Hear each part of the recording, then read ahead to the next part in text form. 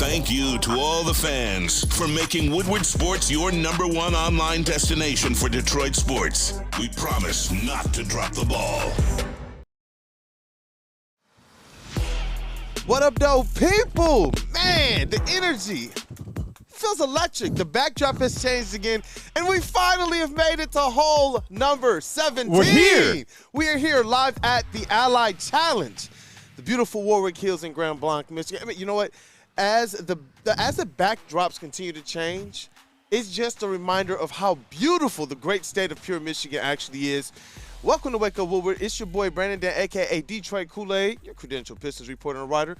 This here is Matthew Broder. Let's go. Our credential Tigers and our Lions reporter and writer. This thing here is brought to you by Randy Wise Automotive. It's going to be a day. It's going to be a day. Tour Championship has returned to Michigan. The Allied Challenge, there is some serious energy building here. Like I'm excited. We got here around 7, in the last hour, and there are so many people here getting everything set up. The course looks incredible. There are so many different food trucks and stands and events and activations. I now get all this hype. I haven't been to this event before. I now see how huge this is. Like walking up and seeing that PGA logo, I was like, wait a second. Seeing the stands, you know what I mean, where all the fans are going to be as well and all the observers, it was like, this is the real deal. Seeing all of the other media that's here as well, their media vans, the different setups, the different vendors, and you know what? Whatever this paddy wagon is, the ice cream's so good, it's criminal. Oh, come on. I'm hoping they open up as well. And these people over here, there's some houses across from us. They are ready, bro. Do you see that? They got a bucket of golf balls. And then to the right of that, it looks like an entire mini bar on their deck. See, that's where I would want to start the day. I see some breakfast cocktails to make. There's got to be some game involved. When you have a whole bucket of balls on a bar like that, there must be some drinking game, some lottery, something where that one yellow ball you can see, that means something. Yep. I don't know what it is, but I want to see sometime today someone over there just celebrating hard. Just one yellow ball. This is awesome. So we're going to have to track this, man. We're going to see what point in time they start to get things going. I know we're going to probably have to get some pictures and some videos of that as well. Oh, we got it. We got it. We're here at the Warwick Hills Golf and Country Club in Grand Blanc, Michigan. This is the Allied Challenge presented by McLaren. It's an official event, like you said, of the PGA Tour Champions, owned and operated by Tournaments for Charity. It's a Michigan nonprofit organization, Kool-Aid. It's a 54-hole stroke play golf tournament.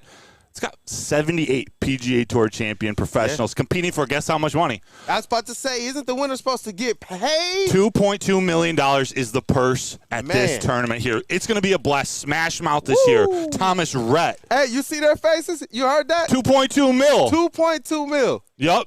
How do we get a piece of that, right?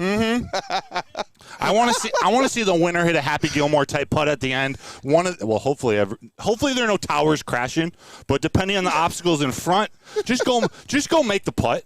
Win your 2.2 mil. There's a whole plethora of golfers, some newer ones, I don't recognize their name, but also some legends that I do remember from my time watching golf back in the day, like John Daly, David Duval, Ernie Els, Fred Funk, Jim Furyk, Padraig Harrington. Not Joey, but Padraig Harrington. Joey Harrington.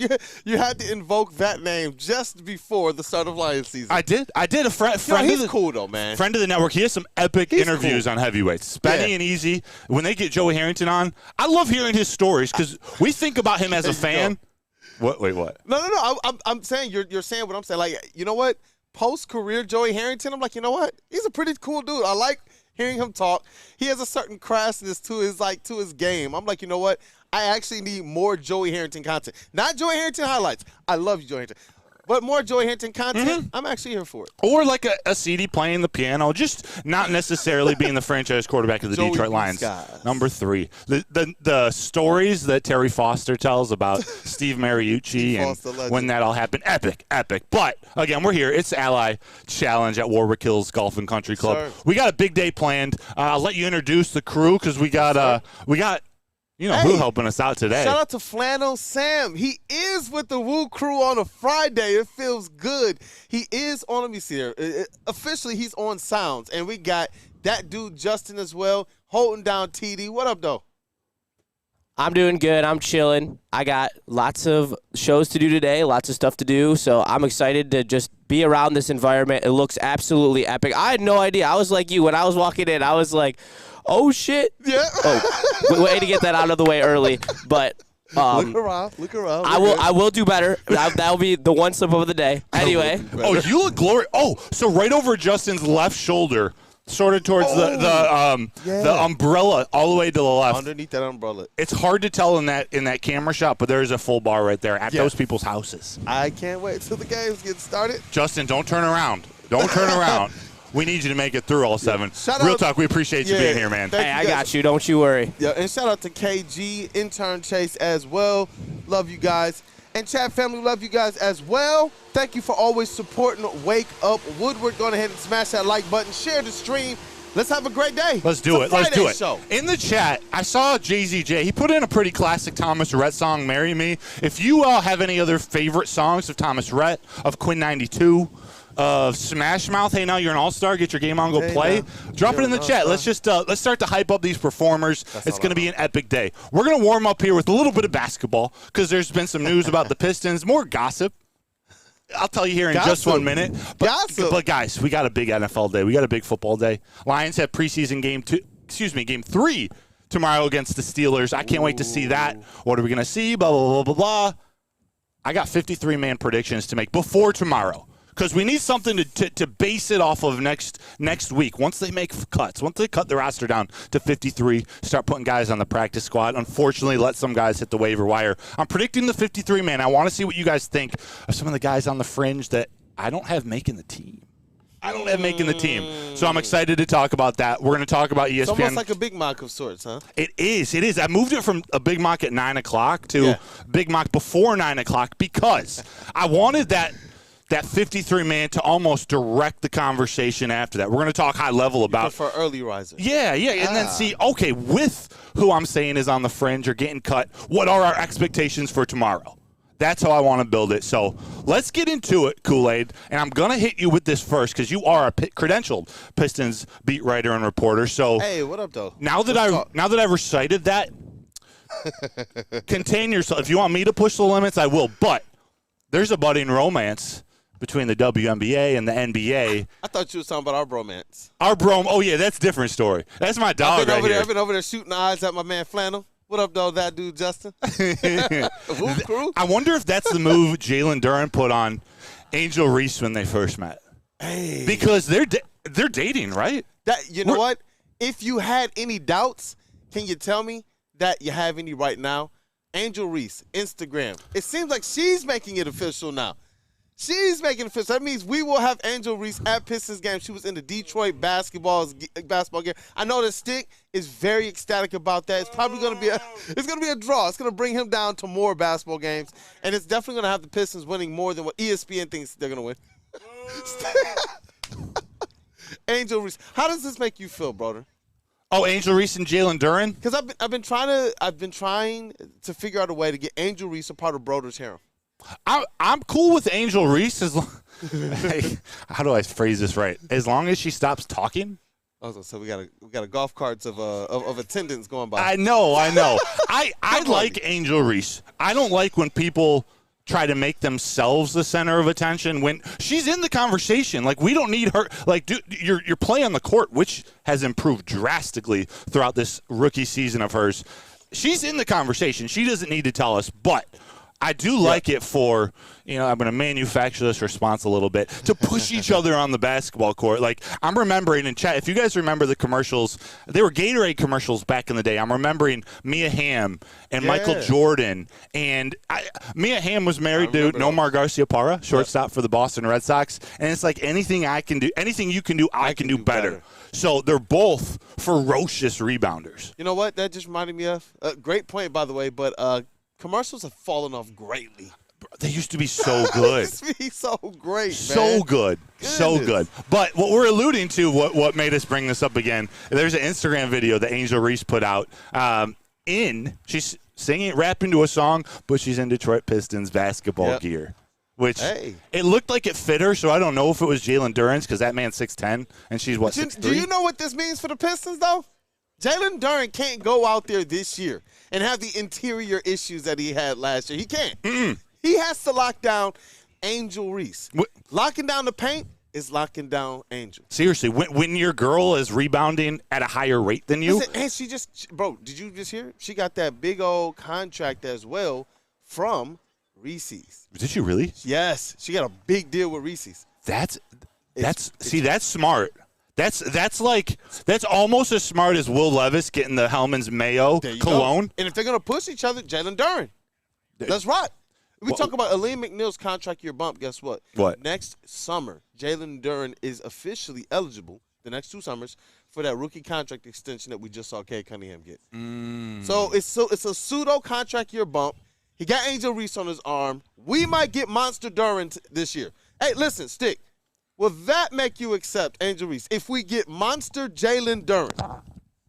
Yeah, I mean, if that brings the best out of Jalen Duren, sure, whatever he's got to do.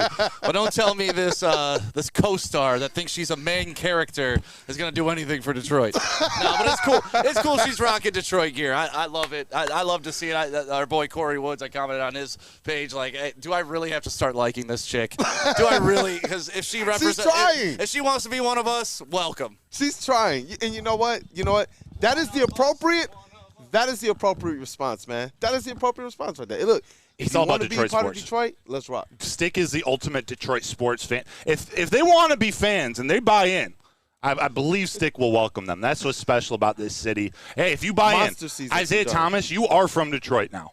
Kelvin Johnson, you are from Detroit now. Yep. Like, this is a city that, say what you want, Austin Reeves, this is a city that keeps people. You come here, this becomes home. Yep. This becomes home. And it's done that with some Detroit Lions stars because they got paid too. They got paid too. And we're going to talk about it. But as we get into this first break, we alluded to it real quick yesterday. The Sports Illustrated cover in the 1957 Fairland. That's 1957. That's the last year that the Lions won the NFL World Championship. Epic. I don't believe in the curses. I could care less about that stuff. And Sports Illustrated is different now, so forget that. And I just Dan thought it was Campbell- the most baller picture of all time. Yeah, and Dan Campbell has proven to be a narrative and a curse buster.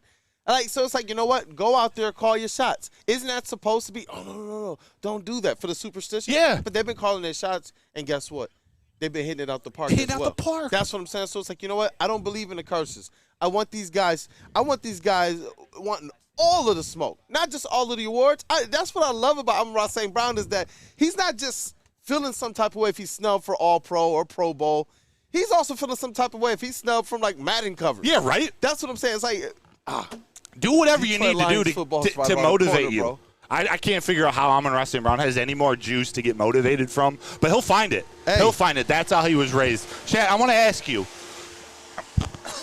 Excuse me. I want to ask you, are you okay with these expectations? Like now, Sports Illustrated predicted a Super Bowl win for the Detroit Lions. Are you cool with that? Is it?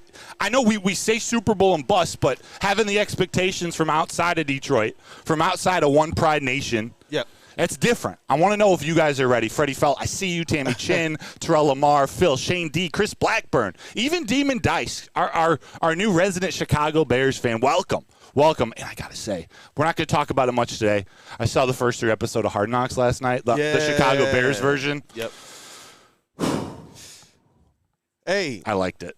Shout out to Demon Dice. He said the Lions are going to take the North with no mercy. Come on. That's what I like to hear, go, man. baby. This is the year that it should be absolutely locked up. I know that teams took steps forward to try and improve, but the Detroit Lions did as well, and they were already good as constructed, man. That's what I want to hear. That's that stoked, not scared energy. Hey, you can get your shirt right now in the WSN shop. Facts. Ding. Facts. Ed O'Neill, it's Super Bowl or bust for us, baby. It is. That's what I like to hear. It is. Let's talk about that because ESPN put out a ranking yesterday, one I really like. We're going to use it for my narrative today. I really like it because they were selected highly in a pretty significant ranking. We're going to talk about that one segment before we get into my 53-man roster predictions and really get into this Lions preseason game 3. Kool-Aid, tell them about Premier Pet. I will. Hey, give your pet the best at Premier Pet Supplies. Hands down, Michigan's best pet store. They offer all the same conveniences of the online and the big box retailers with one major difference. They've been family and locally owned for over 30-plus years. They carry over 60 brands of food and have nutrition experts to help you. Same day, local curbside and home delivery. Premier Pet Supply. Give your pet the best. www.premierpetsupply.com. So just to get the heated steering wheel, I also had to spring for the bigger rims. Yeah, that's how they get you. Those upgrades will cost you an arm and a leg every time. Hey, new car crew, how'd it go this weekend? I got a great deal on mine. How? I went to Randy Wise, not those other guys. They got me in a great new ride, and they didn't break my budget. Hey, could you pass me the sugar? How? Never mind. He made the wise choice. Yep. Make the wise choice at randywisechevy.com.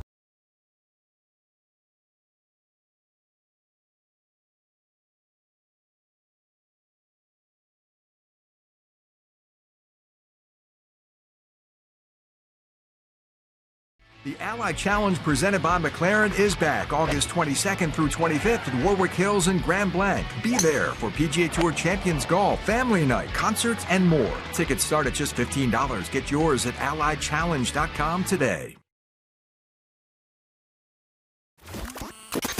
Wake up, Woodward. We are starting off your day with a brand new crew.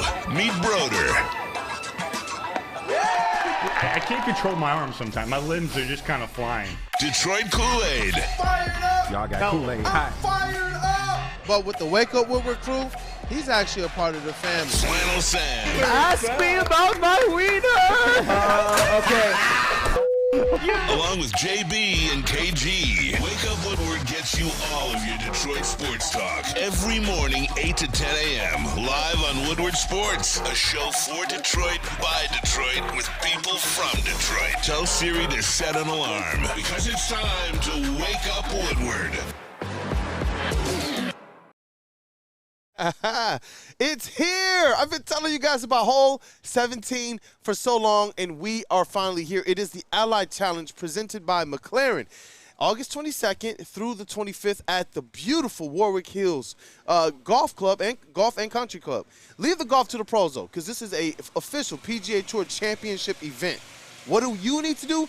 Get down here to hole number 17. It's a total vibe. We're going to have $2 birdie beers, concerts, and more. The and more? Look, get your tickets at alliedchallenge.com. It's brought to you by Randy Wise Automotive. And we are back. Yeah. Energy's just a little bit different this morning, my guy, Broder. Woo! It is.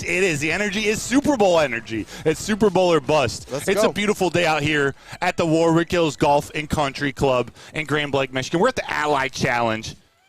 This is awesome, man. It's presented by McLaren. This is PGA Tour Champions. Excuse me. This is an event on the PGA Tour Champions, owned and operated by the Tournaments of Charity, a Michigan nonprofit corp. It's heating up. It's a completely different scale than I could have imagined. Driving in, it's just like, oh, this is totally PGA. Totally PGA. This is so big, the production, the feel of it. I'm telling you, and then this setup that we have right now, I'm just looking around at some of the vendors and such. I'm like, yo, this is going to be an epic weekend. You got to be here, man. Shout out to Randy Wise Automotive. Stunning. I think the first tee-off time is 10:10. That's why I don't know what all is happening behind us. I guess it looks like there's some tents, but there are so many people driving back and forth, setting up. I see vendors from all over the place. Local Michigan companies, Tide Cleaners. Cottage Inn. This is epic. This is epic. Demon Dice. What happened to you today? You're being very friendly. Lions fans are unbelievably passionate fans and amazing people. I can't. Are you trolling us? I'm fired up right now, or man. are you friends with us now? You know what? I hope he's being thrilled because I'm pretty fired up right now. You teased something in the opener as well that Sports Illustrated is picking the Detroit Lions. You said it was AI predicted, right? No, it was Sports Illustrated. Just straight up Sports Illustrated. Yeah. Picking the Detroit Lions to win the Super Bowl. And for me, it's comforting to hear because in all these other micro lists you see, Detroit Lions have the best offense. Detroit Lions have the best defense. Detroit Lions are probably one of the top teams in the NFC. Detroit Lions have this as a top 25 under 25. Detroit Lions are 20 to 25% of the list. So who's going to win the NFC North? The Packers. Tom Brady. Who are the top threats to the Chiefs? 49ers and you know what? Cowboys. Bro. He said the Packers. The Packers. No Detroit Lions mentioned anywhere, and that's what I'm talking about. So to hear this from SI, it's like, you know what? That to me that's supposed to be the appropriate answer. Like 2 + 2 is supposed to equal 4. Everything else they say the Lions have, but when it gets down to who's going to actually be that team in the NFC North, I'm seeing too many people comfortable. Yeah, what? With Green Bay Packers in their mouths. Get it out your mouth. Word to my guy, Flannel Sam, stop glazing the Packers. The Detroit Lions have earned this right, and you know what? I'm so glad that they don't care if anyone gives them their props or their due. They're going to take it. Yeah. I love it. I love when they play with that edge. I want Hutch with that edge. I want Amon-Ra with that edge. I want Penei Sewell with that edge. I want J-Mo, who we're seeing much more confident. Yo, I want them all with that edge. How about Jack Campbell? I love it. Jack Campbell. You already know how I feel about these linebackers, brother. I know, right? You already know. I know, right? I don't know who created this list or who created the prediction, but I'm going to go ahead and give credit to Doc Macaroon. Our friend John Doc Macaroon, who works for SI, the All Lions podcast. I'm going to say you gave him that Super Bowl champion, my guy. I don't think it was him, but shout out to Doc. Shout out to the legend. Guy, man. Great guy. Legend. Great guy. Legend. So they got Super Bowl predictions for the Lions. Then you flip over to ESPN, who started ranking their they ranked all 32 coaching staffs. Head coach, offensive coordinator, and defensive coordinator. Dan Campbell, Ben Johnson, and Aaron Glenn.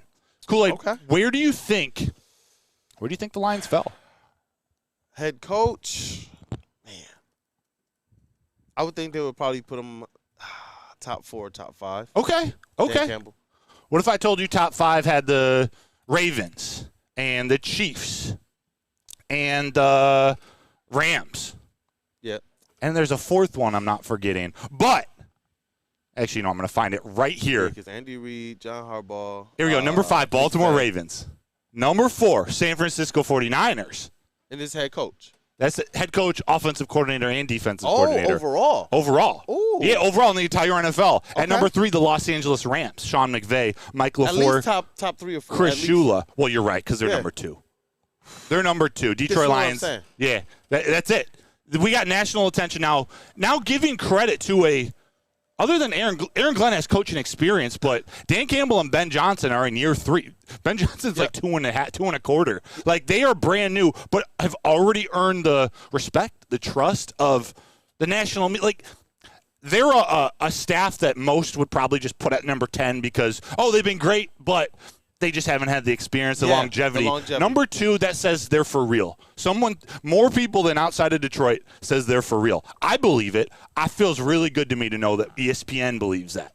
You know what? And that's why I can't wait to see when the rest of their analysts and their hosts start to put out their predictions for the NFC North and the NFC overall to see, okay, are you guys going to stay consistent here? Because I agree. I'm comfortable with this ranking with the Lions at 2 with an opportunity to prove that they probably deserve to be at number 1. All of the intangibles are there, but like you said, you want to see the longevity of success.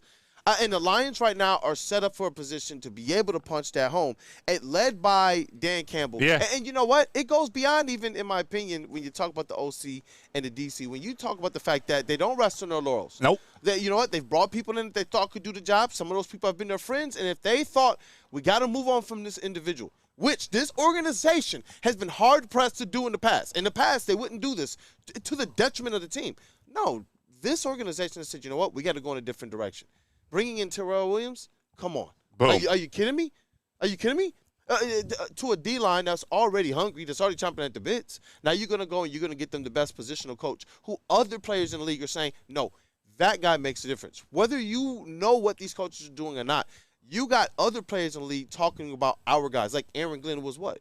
Rated the number 1 coach that other players would want to play for. That's referenced in this article. That the NFLPA, they voted, and Aaron Glenn was the number 1 rated defensive coordinator. Some number 1s in the chat. That means something. And Kool-Aid, you have a not a hero, but a fan favorite in Detroit as your cornerbacks coach, Dre Bly. Most young coaches, how about one more year, Dre? You know, let's work together and figure it out. No. Dan Campbell made the tough decision. Yeah, how many good cornerbacks have we seen in our lifetime? Not many. Dre Bly is probably one of the top what?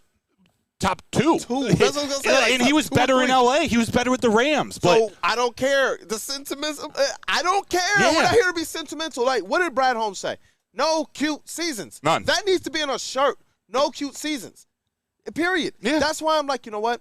It was a nice thing to be like, hey, let's get Dre Bly in here because he was a guy who had some mild success. he is a guy here who probably did have some things to teach. But if you see, you know what, there's a ceiling to what he's able to provide to our journey, then you got to move on. And they've shown that they are not afraid to do that, and they do it in a way where, realistically, I'm not seeing anybody bad-mouthed. I'm not seeing any bad or negative press. No. I'm not hearing any fallout. I'm seeing some of these people be able to go on and get other jobs, which means that the Lions organization is backing them up and giving them good remarks.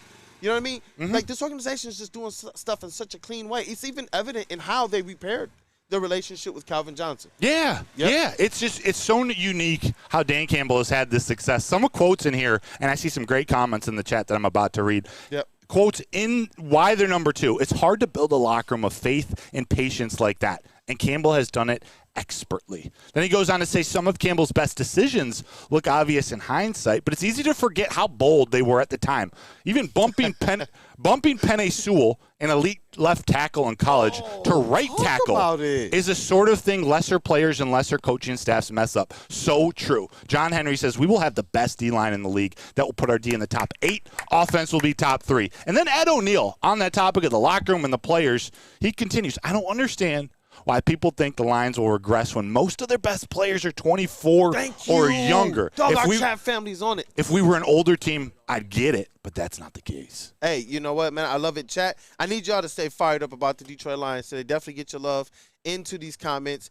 Make sure that you guys are also hitting that like button. I'm getting pumped up the more and more we talk about this because why? Not just because they're playing football tomorrow, but it's the last preseason football game. That means that the real thing is just right around the corner, and we get right out the gates to boo them kids, man. Detroit Lions versus the LA Rams. This is number 2 coaching staff. Number 2 coaching staff against number 3 coaching staff. Yeah, I'd love to see Dan Campbell and crew ahead of Sean McVay and crew. There are 3 NFC North teams in the top 10. So as I was putting together my coaching rankings on the side, I'm like, man, I've learned to like Kevin O'Connell, or at least respect him. Matt LaFleur, we know is good. He's got his playoff issues, but he's got like a 54-27 record in 6 years. Got to respect him. Eberflus and the Bears, they were 25th, but I don't believe in the Bears yet this year. But I have a newfound respect for Matt Eberflus. Like, I get it now. It looked a little cheesy to start. And this might sound funky. He got some facial hair. Like, his wife made him grow out some facial hair. His hair's a little slick back. He actually just, he seems cooler. And he seems like he fits that new Bears culture, which is pretty cool. What Ryan Poles has going on, I didn't see it. I'm starting to see it a little bit with watching Hard Knocks. Yeah. I don't know if it's going to work, but it seems like they're doing their own type of thing. It's a different type of culture than the Lions. It's not necessarily that all grit. Like, I'm pumped at what the Lions culture is. Yeah. It's all grit. It's toughness. It's that football mentality. But the Bears, it's a little bit more Hollywood, but it's after they get their work done. I don't know. I see now what Eberflus is doing. You can at least understand his vision. And you know what? I can respect an evolution of a person, both in mentality, thought process, and work ethic as well. So even though they are a rival, I can always see, tip of the cap to people like that. But we're still going to beat that. Hey, you know what? Shout out to Art Vandelay. He says SOL was put in the grave last year. Nobody realizes the difficulty on getting back to the Super Bowl more than DC and Goff. Complacency will not be allowed in this building. Yeah. Demon Dice, our Bears guy, Eberflus, took his lumps last year. He did. And then he turned that defense around, which still has some holes, but they were the number 1 rush defense for the most of the year. I think they might have finished the year like that. You're right. Ryan Broder is buying into Chicago a little. I'm not. They're not. You can understand what they're doing. Yeah, they're not taking over the Lions yet. They didn't address their interior offensive line or their defensive interior defensive line. Oh, did I read they just made a trade for a center? Nonetheless, all the NFC North teams, they did nothing up the middle. So till they do that, I'll take them more seriously. But you're right. I don't think they're going to be a joke. Chat members, man. Look, I know we got to get into the next segment. Yes. So we'll talk about this if we want the next. But I got to read Steve-O, baby. Art. But you know that it can come back right. It's like a villain. Just because you think they're dead, they come back to life. Wait a second. There's still fans that believe same old Lions could become a thing again? It's gone. No, that's gone. It's gone, baby. Explain yourself. Come on. It's gone. I want to give you guys my 53-man roster predictions. I want to do the offensive side of the ball this next segment. I want to see how high some of these guys who are a little lower on the depth chart, maybe on the fringe of getting cut, how high they can move up the depth chart. If you want to get high or take care of some of your other medical needs with CBD, with some creams, with some edibles, with some blunts, with some joints, you go to Dispo. You go to Dispo Dispensary. They're offering you $10 of free products from Dispo Dispensary. If you screenshot this image with the QR code and bring it into any Dispo location, you'll get a free $10 to spend in store with the minimum purchase of $25. But still, that's a deal. Just go visit Dispo Dispensary today, disposhops.com. They are your local cannabis plug. Braylon Edwards here, Premier Pet Supply. Man, just looking around, who's got it better than pets?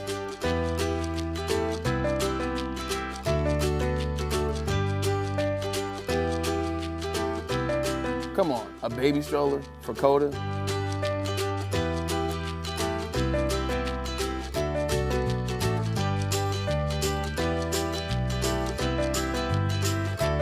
A chef for Lola, really?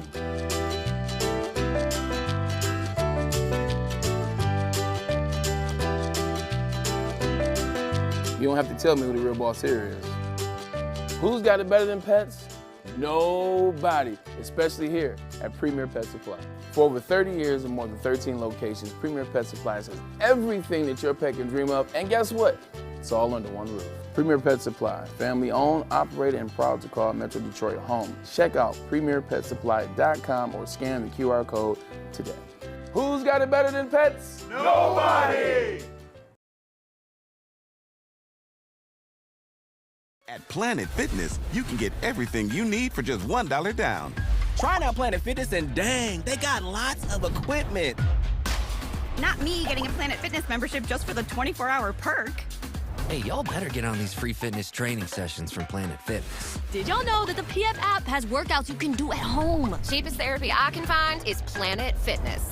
Join Planet Fitness today and get everything you need for just $1 down. $15 a month, cancel anytime. Deal ends Thursday, July 18th.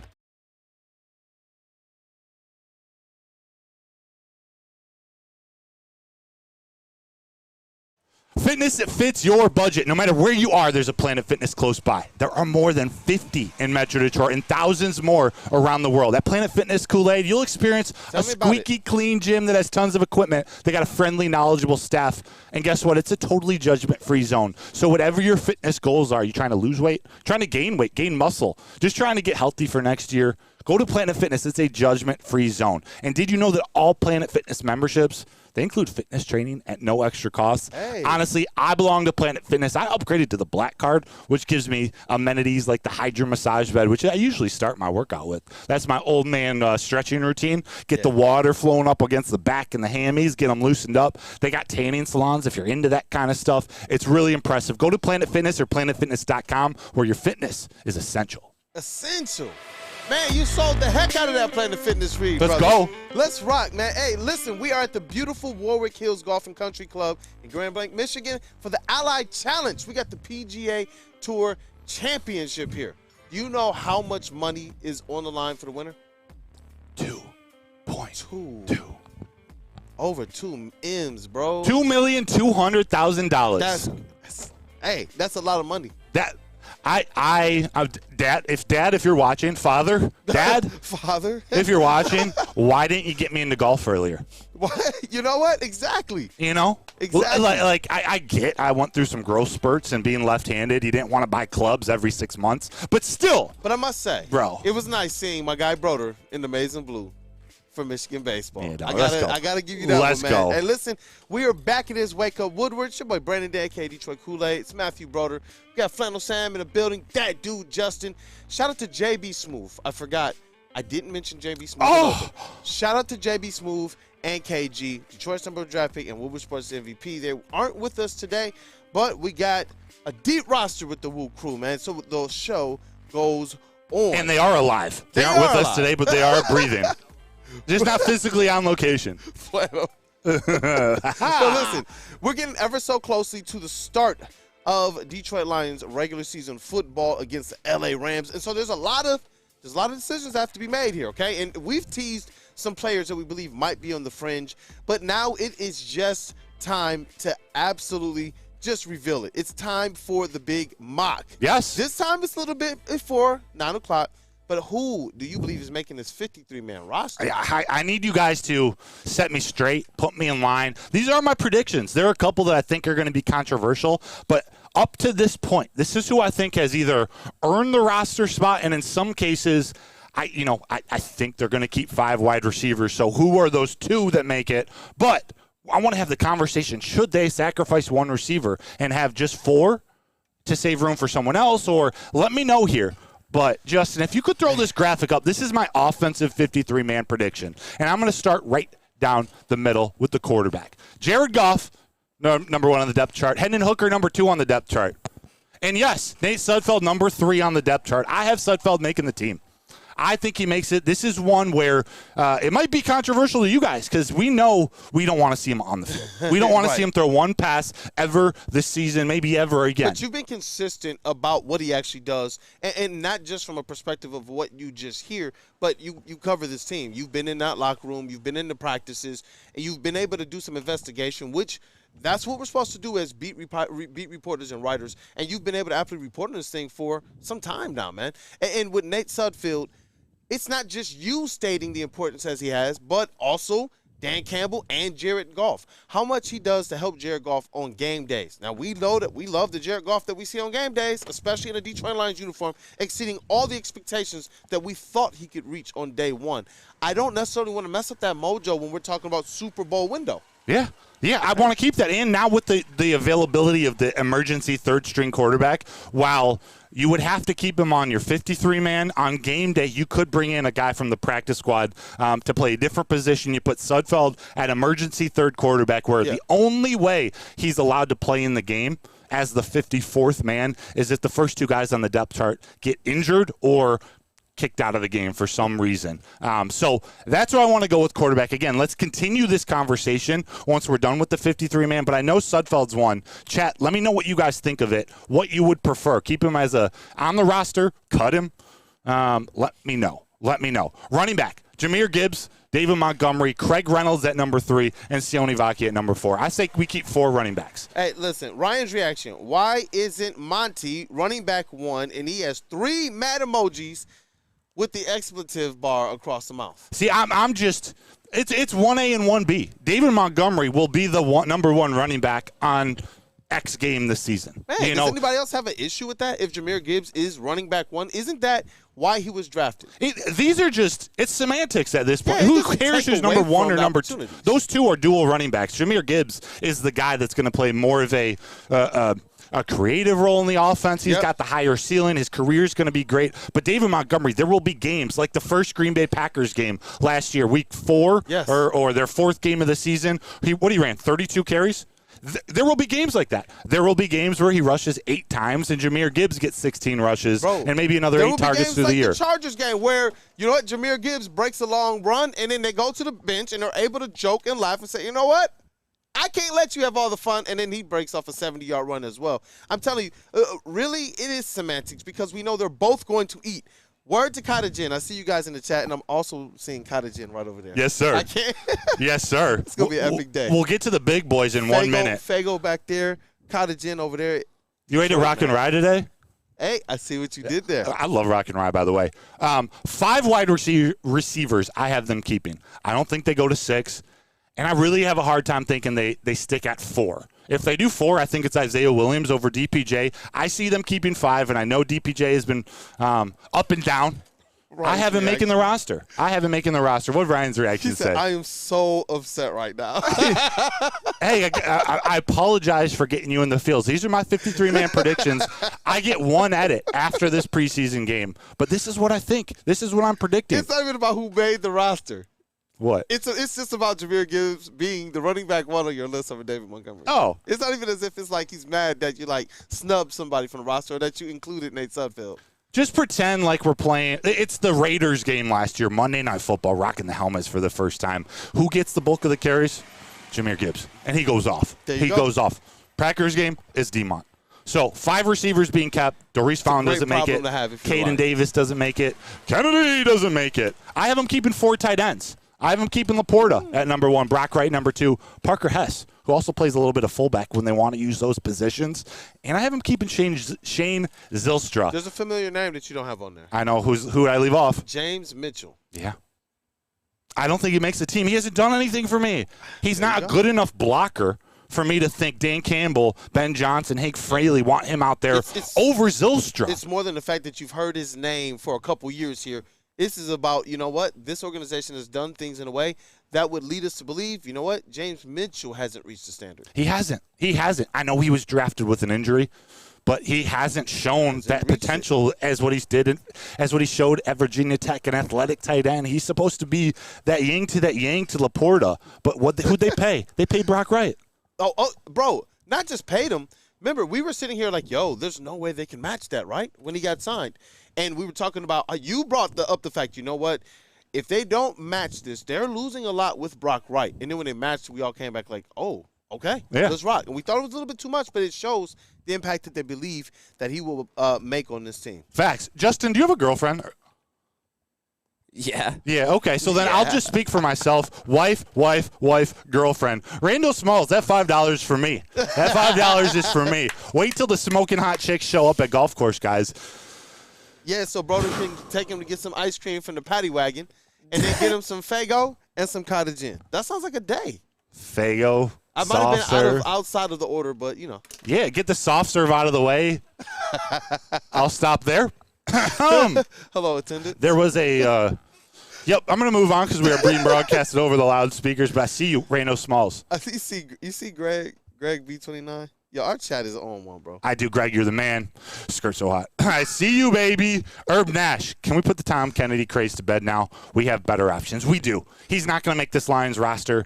If I were him, I don't want to make the practice squad because he has to go log 3 games played in another season before he retires. Yeah. To get a pension from the NFL. There's got to be a place for him in this league. Just do you someone want to give deal him a with shot. The mess of like the Panthers? If I were him, I would. Hey, we'll take those 3 Thielen. games in. We'll take Adam Thielen. You can have Tom Kennedy. Hey, you know what? Let's speak it into existence. Kennedy. Well, at least put it out there into there. How you feel about that, Justin? Thielen for Kennedy? I mean, put it out there into the air. I mean, it's unrealistic. It wouldn't be a straight up trade. I'm just saying, like. Adam Thielen would be a nice get to add to this roster. I mean, he completes anything else we could possibly be looking for on our offense. But at that point, we're just enriching ourselves in more riches. Ooh. Yeah. Remember this question for when we start talking after I reveal the defense. The Shaquille O'Neal says, bro, do you think DPJ going to be 4? I actually think he's number 5. Like, I think Isaiah Williams makes the roster, and he's that next target. Yeah. But DPJ has a different skill set, so they'll use him in a different way. So it's going to be a game-by-game for them. We'll talk about it in 17 minutes. Ooh. 17 minutes after we reveal the defense. We'll get in depth about these topics. My last thing, I see him keeping 10 offensive linemen. Elite first unit. But they got to have depth there in the way they use offensive linemen, swing tackles like Skipper. I say you keep them. Penei Sewell, Taylor Decker, Dan Skipper, and Colby Sorsdale are your tackles. Gio Manu is going to be on the practice squad, so he's not getting cut. Gio Manu, Jamarco Jones are off. On the interior of the offensive line, I say keep 6. Keep 6. That's Frank Ragnott, center. Graham Glasgow and Zeitler are your starting guards. Backing them up, Coyote, Kingsley, Egwakun, I think is going to be the backup center. Maybe Graham Glasgow plays backup center for a game if Frank Ragnow's out. But Kingsley has shown this coaching staff a lot. I really like him. And then this last one I have a hard time with. I have Christian Mahogany making the team because I just think his potential already is just better than Michael Neese and Duke Clemens. We heard about Hooker and Neese having handoff or fumbling with the snap during practice. But I think Mahogany, man, does he go on like the pup list for the first 4 games and it doesn't work out? I think he's going to be that 6th or that 10th offensive lineman, that 6th interior. So that's where I have not making the team: Michael Neese, Duke Clemens, Gio Manu, and Jamarco Jones. So 26 players on offense, Kool-Aid, which means there's got to be 27 on defense and special teams combined. Can't wait to break it down. I got to ask you about Gio Manu, who I know that you've been very, very high on, word to this point, and DPJ on the team as well. Yeah, China Virus says, Broder, you strike out with this list worse than Torkelson. Worse than at least it's better than Javi. At least it's better than Javi. Yes, let's talk about defense when we come back, Kool-Aid. Yeah. Hey, you guys, get your thoughts in the chat. Tell us who you think is going to make the roster. Where do you believe Broder went wrong with his reveal? You guys, this is a Friday treat. He whipped it out for you guys. Come on. And a little bit early, man. This is the big mock. Bring the heat, too. 53-man roster predictions, both offense and defense. Yeah, bring the heat, too. I can take it. I know this is not perfect. Let me know what you would prefer. What's different? Am I crazy to have DPG making the team? Am I crazy to have Jameer Gibbs #1 on the depth chart? Am I crazy? I can't wait to talk about it. I know. You said you're going to give me the time to break it down with you. Yes. Can't wait. You know, each week before every game, we're going to get to break these down a lot more. You know who I get to do it with, too? Who? I get to break it down with Terry Foster because Woodward and Maine is back. Woodward and Maine is back. I'm so excited for this. Hosted by Broder, Co-hosting Terry with Foster. Legend.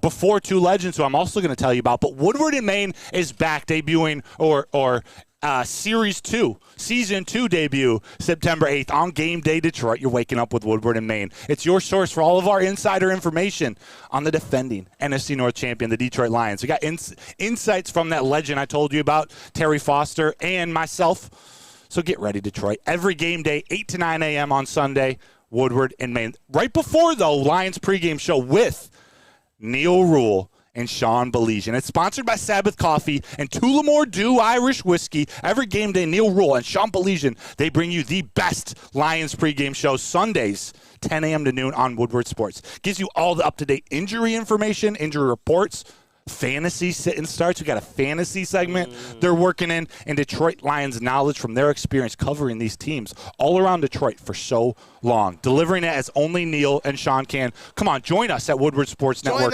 every home game live at Second Best Bar in Detroit. It's your official guide to Lions game day on Detroit's #1 sports network. That's right, Woodward Sports. For a King's treatment from one of our talented stylists. Open 7 days a week, walk in anytime. Just get to a Lady Jane's today and receive a precision haircut, scalp massage, hot lather neck shave, and a hot towel treatment. A haircut should not be a chore. It should be an experience. And that's exactly what Lady Jane's has to offer. Open 7 days a week, walk-ins are always welcome. There's always a location near you. Lady Jane's Haircuts for Men, it's wicked awesome. Braylon Edwards here, Premier Pet Supply. Man, just looking around, who's got it better than pets?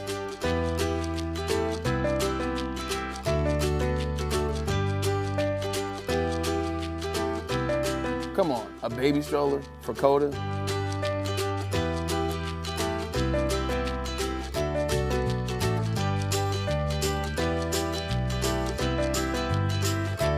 A chef for Lola, really?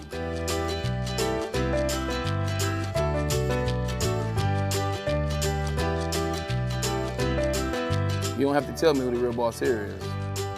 Who's got it better than pets? Nobody, especially here at Premier Pet Supply. For over 30 years and more than 13 locations, Premier Pet Supply has everything that your pet can dream of, and guess what? It's all under one roof. Premier Pet Supply, family owned, operated, and proud to call Metro Detroit home. Check out premierpetsupply.com or scan the QR code today. Who's got it better than pets? Nobody! Are you dealing with divorce, child custody, visitation, or other family law issues? Or maybe even you're a Washington Commanders fan and you just lost to Jahan Dotson. You divorced him from the Commanders. Well, Kevin and Catherine at KDK Law in Birmingham, they'll have your back. They got 10-plus years of experience. They offer 24/7 availability to their clients. So scan the QR code on the screen or call 248-971-0476. Tell them Woodward Sports sent you, and KDK Law, they'll pay your filing fee. Honestly, go check them out. KDK Law, they've got your back. Hey, KDK Law got your back. You already know. Wake Up Woodward and Woodward Sports has your back. Chat family, I hope you guys have our back. And look to our backs right now. Hole 17. We made it. We made it. We made it. We are live at the Allied Challenge at Warwick Hills Golf and Country Club in the beautiful Grand Blanc, Michigan, man. This is epic, and it is definitely bigger than life. You want to talk about a PGA Tour champion event that the winner's going to get $2.2 million. Doesn't it feel like it? Oh, it feels like it. I'm feeling like $1 million, and just picture 1.2 of me. Just double that, add 200K. Let's go. Can I get some money just so I can get some cottage in, paddy wagon? I see some spots over here where we can potentially create a version of long drink flannel as well. Flannel, you ready? You ready? You ready? I want one of the. Smile. I want that Mercedes next to us, and I want that BMW next to us. Just drive home. We're about an hour away from where I live. I wouldn't mind cruising down the highway in that Mercedes-Benz. Hey, look at this. This is beautiful. Stunning. It's beautiful. Stunning. You know what else is beautiful? Some of the Ferraris we got on defense. Talk about it. Hey, listen, people, go ahead and smash that like button for the WUW Crew. Broder has brought back the Big Mock. His reveal, the 53-man prediction. He already went through the offense, and now he's going to whip it out for the defense. It is, and I just was kind of peeking at some comments. I don't know if people like my list too much. And Megan, I see you. We're going to talk about that. I'm taking the screenshots. I'm taking notes. Perfect, because they're great questions. Everyone has a different opinion. So I want to hear what the people want to know. So let's talk defense. Justin, if you could put that up, it would be great. Let's start with the edge rushers. We'll go left to right. We know, actually, Aiden Hutchinson, he's on the fringe of being cut. No. What? Hutch. Whoa. Guaranteed. Do you understand? Like, my brain was like, filter it out. Wait, he actually said that. Yeah. You're like, wait, what? What? No. Hutch, you're starting. One of your starting edges. We got Marcus Davenport opposite him. Josh Paschal, I'm putting as an edge. Mitchell Agudi as the fourth edge rusher. Whoa. Oh, you said we have our time to discuss it later. Okay. Mm-hmm. Okay. Next segment, we're going to break. We're going to get into the hot ones. The heat. All right, I'm going to look at the chat. That means no Isaac Ukwu. Means no Matthew Betts. And it means no James Houston. Wow. Means no James Houston. I think James Houston makes the practice squad. I think they keep him. I think they cut Matthew Betts. Isaac Ukwu, they like him too. I just need one of them to really step up. I went with Agude because I think he fits what they're looking for in defensive ends more, in edge rushers. He's 6'4". I forget how much he weighs. He's on the bigger. They like Hutch, who's 6'7". Marcus Davenport, 6'7". Yep. Even Pascal's 6'3", 6'4". So I just went. This one's going to be tricky. I'm watching edges tomorrow against the Steelers, no doubt. Interior of the defensive line, I got 6 of them. I got Lee McNeil. I got DJ Reader. When he's healthy, those 2 are your starting defensive tackles. Backing them up, Kyle Pecco. Levi Onwuzurike. And I know he could be playing some edge. He could be playing some DT. I got him on the interior. Broderick Martin makes a 53-man. And I have Mekhi Wingo making the 53. Underrated player, underrated rookie. I think he's going to contribute early. I love to hear that, brother. You know how much I like Wingo. I love Wingo. He's not going to show up in the stat sheet. He's not going to have 10 sacks. He might have 1. But he's going to have an impact. And he's going to do the dirty work. And he's going to play all over that defensive line. Sounds like something that makes you happy. Unfortunately, my guy, my former senior, our former captain on my varsity basketball team, Chris Smith, now a defensive tackle for the Lions, he doesn't make the team. I hope he makes the practice squad. He's a stud. We heard Dan Campbell talk very highly of him. I think he might just need another year of development. I got to talk to him a little bit more, see what's next. Yeah. I do think they value what he does, but he doesn't make this team. At linebacker, I say keep 5. Keep 5 linebackers. Anzalone, Jack Campbell, Derek Barnes, Jalen Reeves-Maben, captain. Yeah. You got to keep those names there. And Malcolm. Especially Malcolm. When you see Malcolm Rodriguez. Hey, shout out to Rodrigo.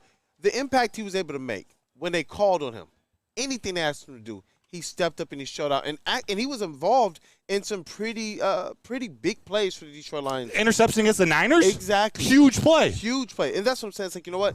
You want those types of guys in your squad. And what do they always say about him? Anything we ask him to do, he's going to do it. That means that he's also keeping himself ready. I like those types of players who you don't have to babysit. Yeah. You know that they're going to take care of what needs to be taken care of, which is another one of the identities of the Brad Holmes guy. And that's why ESPN voted the Lions coaching staff as number 2. Because they drafted a guy like Malcolm Rodriguez in the 6th round. He is your best linebacker as a rookie. I think he had over 100 tackles. What happens the next year? Guy step up. And not that he regressed, they drafted Jack Campbell. Guy stepped up over him. He's not sulking. You want me to play fullback? Sure. You want me to be a special teams demon? Hey, sure. I'm there. Whatever it takes. I don't see him sulk. Dan I don't Campbell see no guy. frowns. I don't see, I don't hear, any negative stuff coming out of the locker room. None. I just see guys going and giving their maximum effort no matter where the Lions have them playing. Yes, that's what Brad Holmes and Dan Campbell identified in him. And, he's got Kelvin Shepard as the linebackers coach, just bringing out the best in all those guys. Alex Anzalone, segment for another day. He might be one of the most underrated players in the NFL, definitely in the NFC North. Yep. Special teams, we'll just breeze through this one. Jack Fox, best punter in the league. Jake Bates, I see him as our kicker. I think we all are kind of there, too. Yeah. And Scott Daly, the long snapper. So there's 3 special teams players. Then 9 defensive backs. We're talking 5 cornerbacks. Carlton Davis, acquired from the Bucs this offseason. Terrion Arnold, rookie, pick number 24. Amik Robertson, and his Rakestraw. I have Khalil Dorsey taking up that number 5 spot because of what he can do in special teams, both on coverage and on return. He was a kick returner last year. They value him, and he stepped up. He's had a really good training camp, but it means Kendall Vildor doesn't make the 53-man. I can't be mad at it, but I was wondering, hey, Kendall Vildor, guy who puts in a lot of work. We're talking the back end of the cornerbacks. But I like the attitude. I like the work ethic that he brings. I like the way the coaches talk about him. But you're right, Khalil Dorsey, that's a name as well that we also hear KG talk a lot about, who he believes can actually make an impact, have an impact with this defense this year in this secondary. So I'm not mad at it. I'm looking at our cornerbacks like, how can you be Carlton Davis, Super Bowl winner, right? Terrion Arnold, Amik Robertson, Ennis Rakestraw, Khalil Dorsey. That's a dog cornerback room. It is. Their dogs are young. There's some unpredictability there. But the young safeties we're about to talk about, too, they took steps in year 2. Year 3 for Iffy, but also Stephen Gilmore. He doesn't make the roster. He's one we got to watch out. Another team snacking on the waiver wire, or if we can stash him on the practice squad. I'm not as familiar with how that all works out, so I'm not going to. How crazy is it that, to think with the Vikings, just to try and mess with the Lions, say, you know what? Because his brother's there. Seriously. Yeah. Seriously. You never know. Those things get factored in of, Kendall Vildor may not be as desired. So do you take a chance with him? Who was the guy the Arizona Cardinals picked up? Starling Thomas. Last year's kind of cornerback we thought was maybe on the fringe. They took a chance. They let him hit the waiver wire, and the Cardinals picked him up. At safety, I got Brian Branch. 4 of them. I got Brian Branch, Kirby Joseph, Iffy Melifanu. I don't think the chat's going to like me here. I have C.J. Moore making it over Brandon Joseph and Lawrence Strickland. I saw some Brandon Joseph love in the chat as well. Hey, chat family, definitely if you got any comments as it relates to what you've seen bro do so far, especially that one, let me know. We're trying to make sure we can address as many of what you guys disagree with or agree with in the next segment. Yeah, let's do it. Let's get to break for that reason. But C.J. Moore, the reason I put him on there, they value him on special teams so much. Remember, he missed all of last year with the gambling suspension. He's back. They signed a new contract. They brought him back.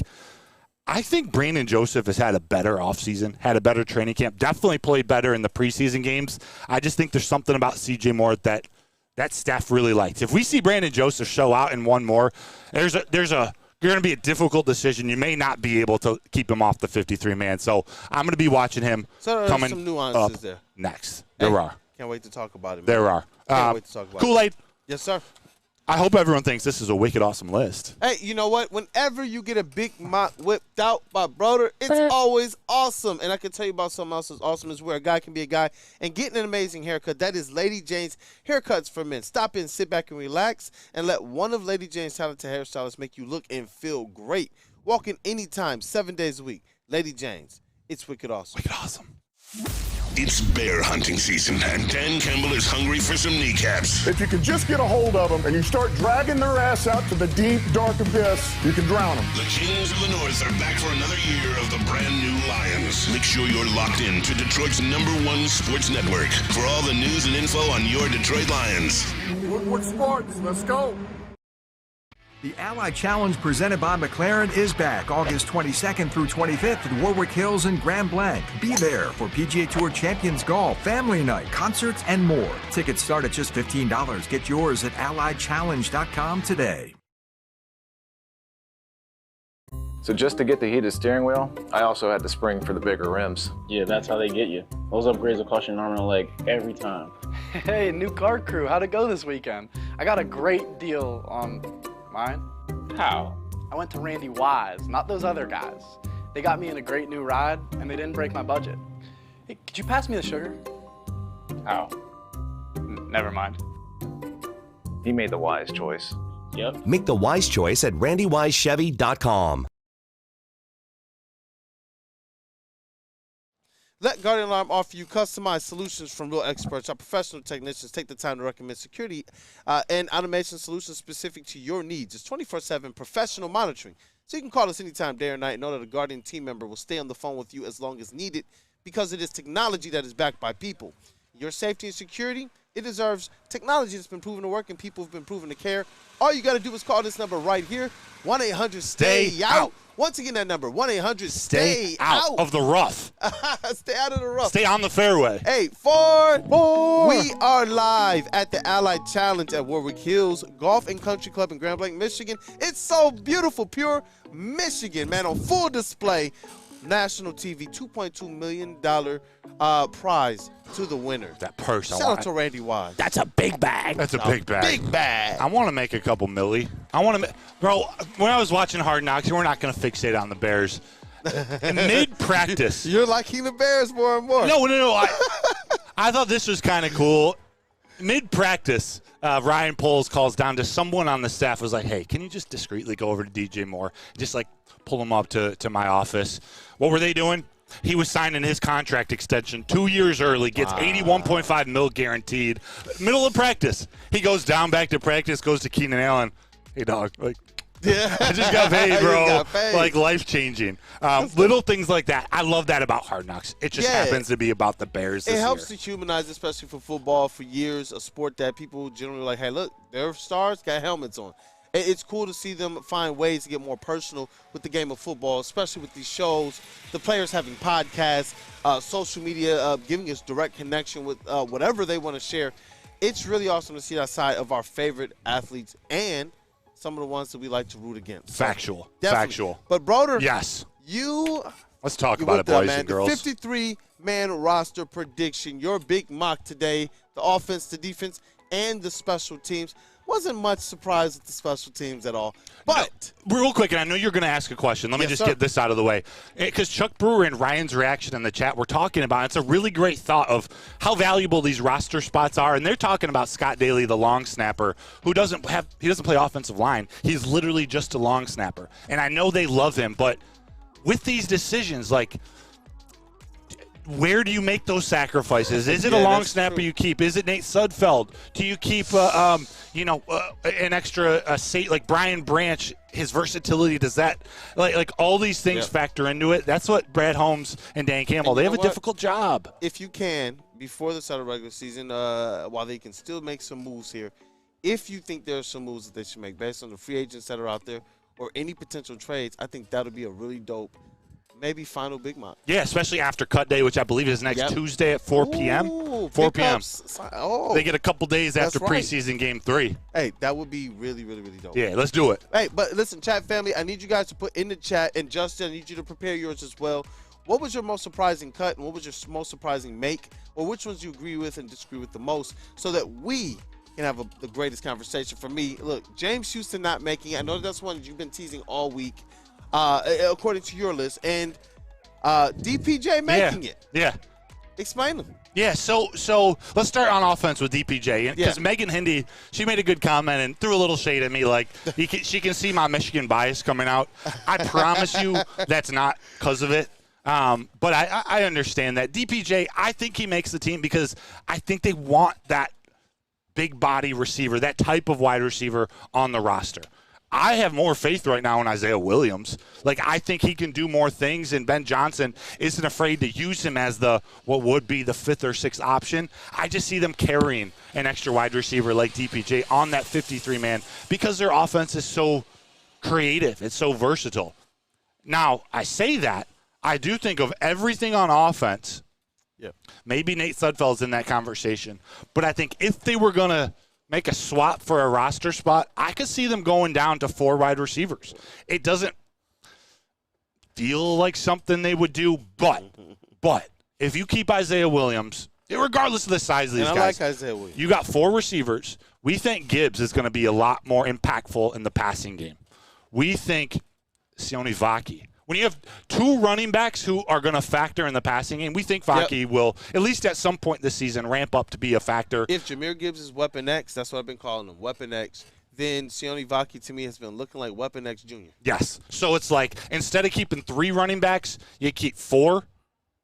maybe you do take one wide receiver off. I could see that happening for my initial one. I got DPJ on, but I do think he's cut before, he would be cut probably before the practice squad. He's cut before Isaiah Williams is. Ooh. Okay. I love Isaiah Williams. All right. And what he can do in special teams. I guess DPJ can too, but we haven't seen him out. Justin, what up, baby? What's good?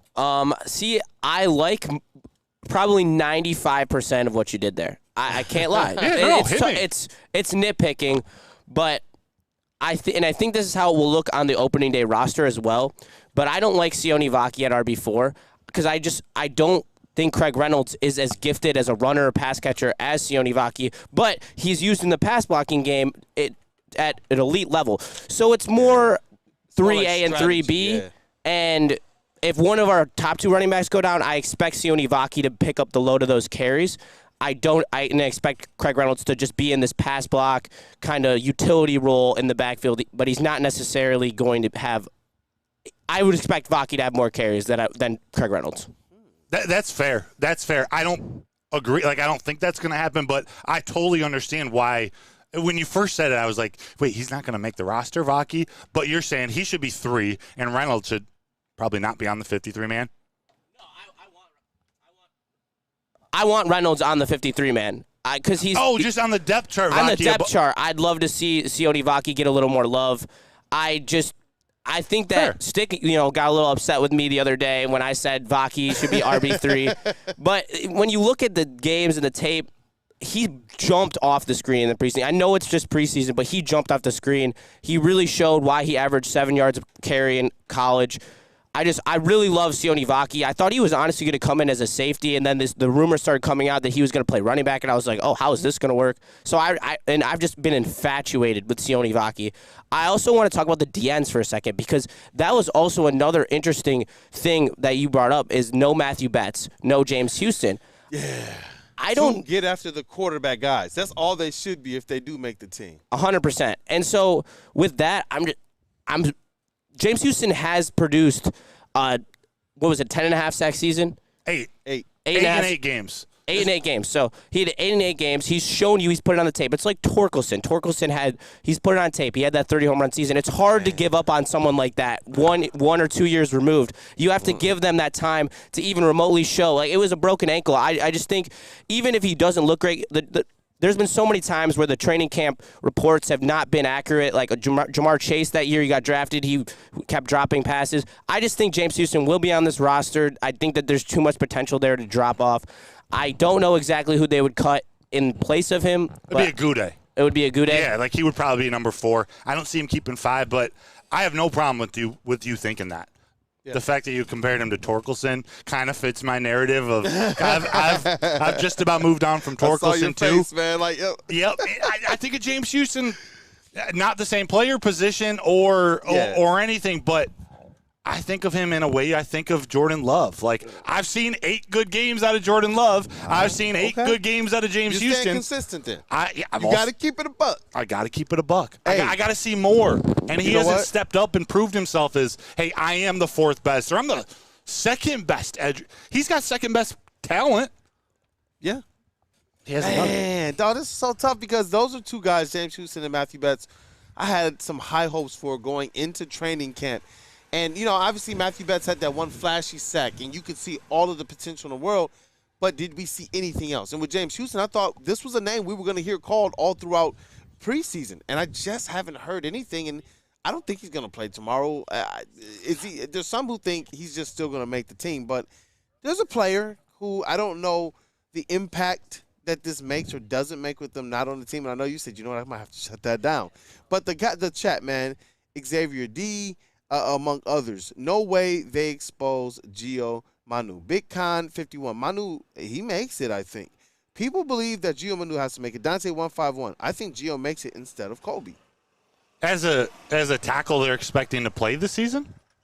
He's not touching the field this season. Talk to your chat family. There's a better chance that Nate Sudfeld plays this season for the Lions. Like actually takes a snap for the Lions. Gio Manu's 100% part of the plans of the future. He's not even close to ready yet. Not this year. Not this year. Not this year. He's a 100% stash on the practice squad. Let him challenge the first and second team in practice all week. He's just not there. He's too raw. But he's an animal. He's a monster. They got plans for him. It's just not going to happen this week. They're not going to use up a roster spot on Gio Manu quite yet. You're not worried that someone's going to snipe him off of our practice squad, are you? No, there are ways Some people are in the chat. There are ways to protect him. I mean, everyone that goes to the practice squad initially, they aren't just up for grabs. Do I have that wrong? There are certain cuts you can, like, you can. Some that you can protect, you saying? Yeah. I'll double down on some of that research, but they can move guys right to their practice squad. I'm 94.5% sure. In those cases, then yeah, definitely. If Gio Manu is not ready to go, but we understand the ceiling that he presents, then that definitely has to be the plan. You can't have this is no cute seasons, in my opinion. Means, look, if you're going to be harsh to your friends when it's time to move on, harsh to coaches that you brought in, that, hey, look, people could be judging you based on the coaches, the positional coaches you bring in, but you're like, yo, no cute seasons. Nobody's getting a free pass. What did we open up with? Super Bowl. That's what Super Bowl. About. This isn't 2 years ago where they're trying to win the NFC North. They're trying to get into the playoffs. They're trying to build up their talent base. Yeah, window is open. It's cracked. Yeah, it's a little bigger than cracked and still going up. Yep. But because that window, they're not going to sacrifice. They're not going to cut corners in other ways. But they're also going for it. Yeah. Like this is go time.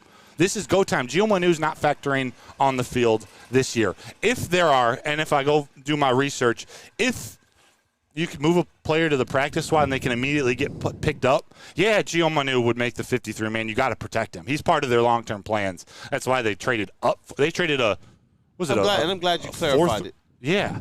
I was like, I know that this is a guy that a lot of people are high on, including you. So I'm glad that you gave us this time where we can kind of go through the list and break this down, as well as bring what the chat family is thinking as well. Virus says, Broder, can't Sudfeld be listed on the IL for broken fingernail and sign Max Duggan? Honestly, minus the sign Max Duggan part, because we don't need we really don't need a third quarterback on the roster. With this emergency third quarterback situation, like, Sudfeld's almost the perfect scenario for that. Just, all right, he can be the 54th man, not count against your active roster. Actually, you know what? I think it's 52. They go down to 51. But you know what I'm saying. The extra roster spot, he's help Jared Goff prepare for the week. He's an elite third-string quarterback. I don't know how – I know that's going to sound crazy to most of you, but he's as good as it gets in terms of the cerebral side of the game, helping Jared Goff prepare, game plan, think about what different things may happen. When you're in a film room trying to figure out the Bears' defense or trying to figure out what Brian Flores and the Vikings are going to do with all these new pieces, Sudfeld is that dude to help Jared Goff. And you know what? On the field, and you don't build chemistry by letting all the guys that you have chemistry with go. Not that you don't want to build chemistry with the new guys, but with Josh Reynolds leaving, one of the main reasons why we knew he was here before we knew what he could do was because he already had a connection with Jared Goff. Yeah. And we saw that connection paid some huge dividends. I don't think that you can continue to get rid of those types of guys. Again, what do we open with? Super Bowl expectation. I don't want to mess too much with that mojo. If they're young players, we're no longer the Lions who, you know what, we got some young promising guys. Sorry, if you're not ready to go right now, you're going to have to go out to the practice squad. That's where I'm hoping this team is. If they have to make the toughest decisions, even down to Nate Sudfeld, I'm hoping they do that. But I don't know if I necessarily believe that cutting him is right for the mojo of this year. Yeah, two things to point out. Going back to China Virus's initial question, because she makes a good point of a blessing in disguise for the team last year. You never want to see a player get hurt. Even Nate Sudfeld, he tore his ACL last year, so they got to put him on the injury list, and he could still be on the team, not take up a roster spot. And still make that impact you're talking about. Now, look. Yes, but not take up a roster spot. There's another name here that, you know what, a depth name, similar to the Manu situation, in my opinion, that people Well, actually, hey, hold on. Dante151 said, I would rather Uku than Agude. And a couple people out here, Steve Lehman, Uku has to make this team. He will get poached on the practice squad. Those are the guys. Yes. This is the edge rushing position is one we're gonna see one or two guys we think might have some potential. We're going to have to see some of them go. It might not be Agude making the 53-man. I went with him because they do have a feel for him. He played really well on their practice squad last year. They speak highly of Agude, and he's more of the size of what they like out of their defensive ends. He's huge, too. Not Marcus Davenport huge, but James Houston's that outlier. There's a case to be made where you maybe want a James Houston type to be that different type of look for tackles. I even brought that up on the show yesterday or Wednesday. But my prediction, which might be wrong, I'm going with Agude. Ukwu and Houston, if one of them steps up in this game, they could easily be on it next year and they lose Agude. Yeah. But what Steve Lehman had a good point. That we might also have another Big Mock then? Oh, there's got to be one more. The pre-finale, the pre nothing. Steve Lehman had a good point though. Uku's a guy people will like. He's this guy. He's memorable to me now. I now know who Isaac Uku is because he's been playing well. So this is going to be a big preseason game 3 again against the Steelers tomorrow at Ford Field. Before we go to break, though, I need to say one thing because I did the research to clarify about the practice squad. Oh, my man. So awesome. The practice squad, if you can sign someone off anyone's practice squad if they're on your active roster. That's how you pluck them. You can't go practice squad to practice squad, but if they want take them off of your practice squad and put them on their active roster, they can do that without any precaution. Got you. Okay, that makes sense. So a practice squad player on the line. So hypothetically, who are we using? Gio Manu. Yeah. Hypothetically, and so if this is actually off perfect the active roster and then put him on the practice squad. Perfect example. If the Lions decide he doesn't make the 53-man roster, they want Gio Manu on the practice squad. You risk another team going and signing him from the practice squad, but he has to make their 53-man roster. He has to go directly to their active 53-man roster, which means some other team has to waste that roster spot on him this year. Okay. But there's, teams will be able to do that. Bad teams with bad O-lines that are building for the future, like a team like Washington or a team like the Patriots, would make that investment. And so that is just something to think about when it comes to roster formation for the Lions because someone could easily go after Manu. Yes. The competition for Manu probably isn't a contending team. You hit it right on the nail. Bad teams with struggling offensive linemen. Washington Commanders, we're going to talk about them in a little bit. Seems like they're building for the future. Like they got their quarterback, but the moves they're making, they're getting draft picks for the future. Even that could be a team that they're like, man, they see a Penei Sewell out of him. Do we take a shot? Huge amount of salary cap as well. 91 mil. Yeah. They got Lions front office staff in their front office now too. So leaders too. Fantastic point. Thanks for that research, Steve Lehman. Thanks for pointing. It was Steve Lehman, I think. Yeah. Ryan's reaction. Chuck Brewer. China virus.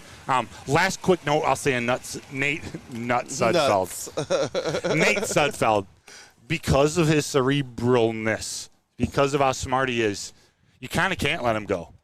Because he'll take, if I were the Vikings who they just lost J.J. McCarthy, or if I'm the Bears who have Caleb Williams, you know what? I'm signing Nate Sudfeld, and I'm getting all the intel I can. Moxie and gamesmanship that goes into keeping Nate Sudfeld around, especially while you are trying to make sure that you can catch everybody off guard. That's one of the things that we like about Ben Johnson and his ability to really call anything. And if you got a Nate Sudfeld as smart as he is helping Jared Goff prepare, you know what? You're pulling the covers back just a little bit too much for my comfort. You got to keep him around for Got to keep him around. So, Kool-Aid, you're going to tell him about Swiss Insurance coming up. I will. You got to have insurance, just like Nate Sudfeld. Yes. When we come back, though, we'll finish up. If you guys have any more questions or take some shots, I made a mistake in here. You want to know this person needs to make it on the 53-man. Let me know. And we're going to go around the NFL for about 12 minutes.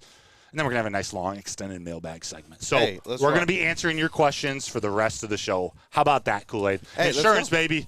Listen, now more than ever, it is critical for you to have your insurance, your current insurance provider reviewed. Swiss will make sure that they are not slipping in any extra fees or raising your deductibles. All you got to do, call Mark at Swiss Insurance today at number 313-530-1698 or visit them online, SwissINS.com, and let them know Woodward Sports sent you.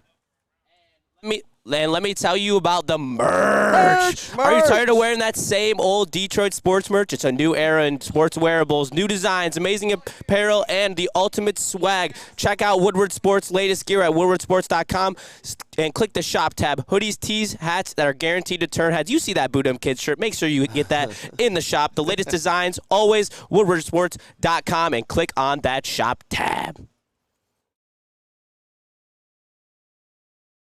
The Ally Challenge presented by McLaren is back August 22nd through 25th at Warwick Hills and Grand Blanc. Be there for PGA Tour Champions Golf, Family Night, concerts, and more. Tickets start at just $15. Get yours at allychallenge.com today.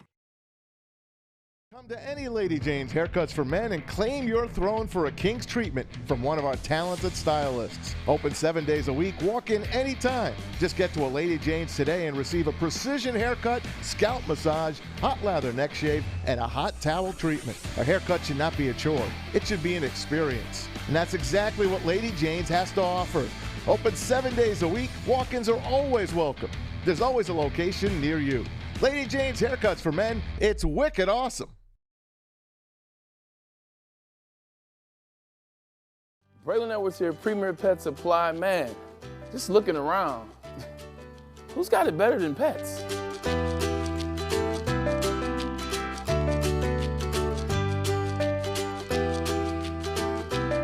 Come on, a baby stroller for Coda?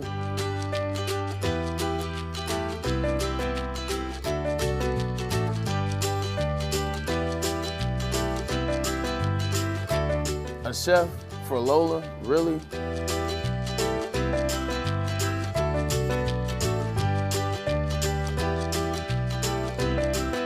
You don't have to tell me who the real boss here is. Who's got it better than pets? Nobody, especially here at Premier Pet Supply. For over 30 years and more than 13 locations, Premier Pet Supply has everything that your pet can dream of, and guess what? It's all under one roof. Premier Pet Supply, family owned, operated, and proud to call Metro Detroit home. Check out premierpetsupply.com or scan the QR code today. Who's got it better than pets? Nobody!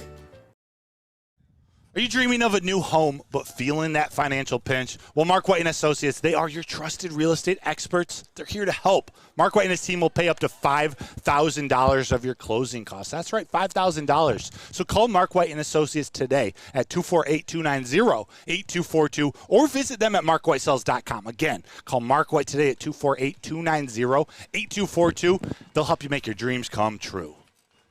And we are back. It is Wake Up Woodward. Thank you guys for choosing to kick off today with the WUW Crew. We got almost everybody here. Shout out to JB Smooth and KG.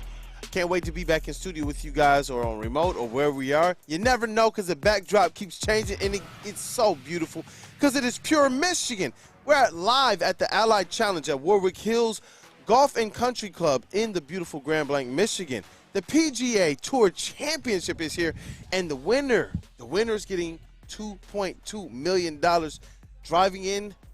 Epic, brother. Epic, brother. Epic. They got so much stuff going on. Activations everywhere. The vendors, the food, they got drinks. Intro concerts coming up. We got Quinn 92. That house with the little mini bar right there. Epic. Smash Mouth. Thomas Rhett.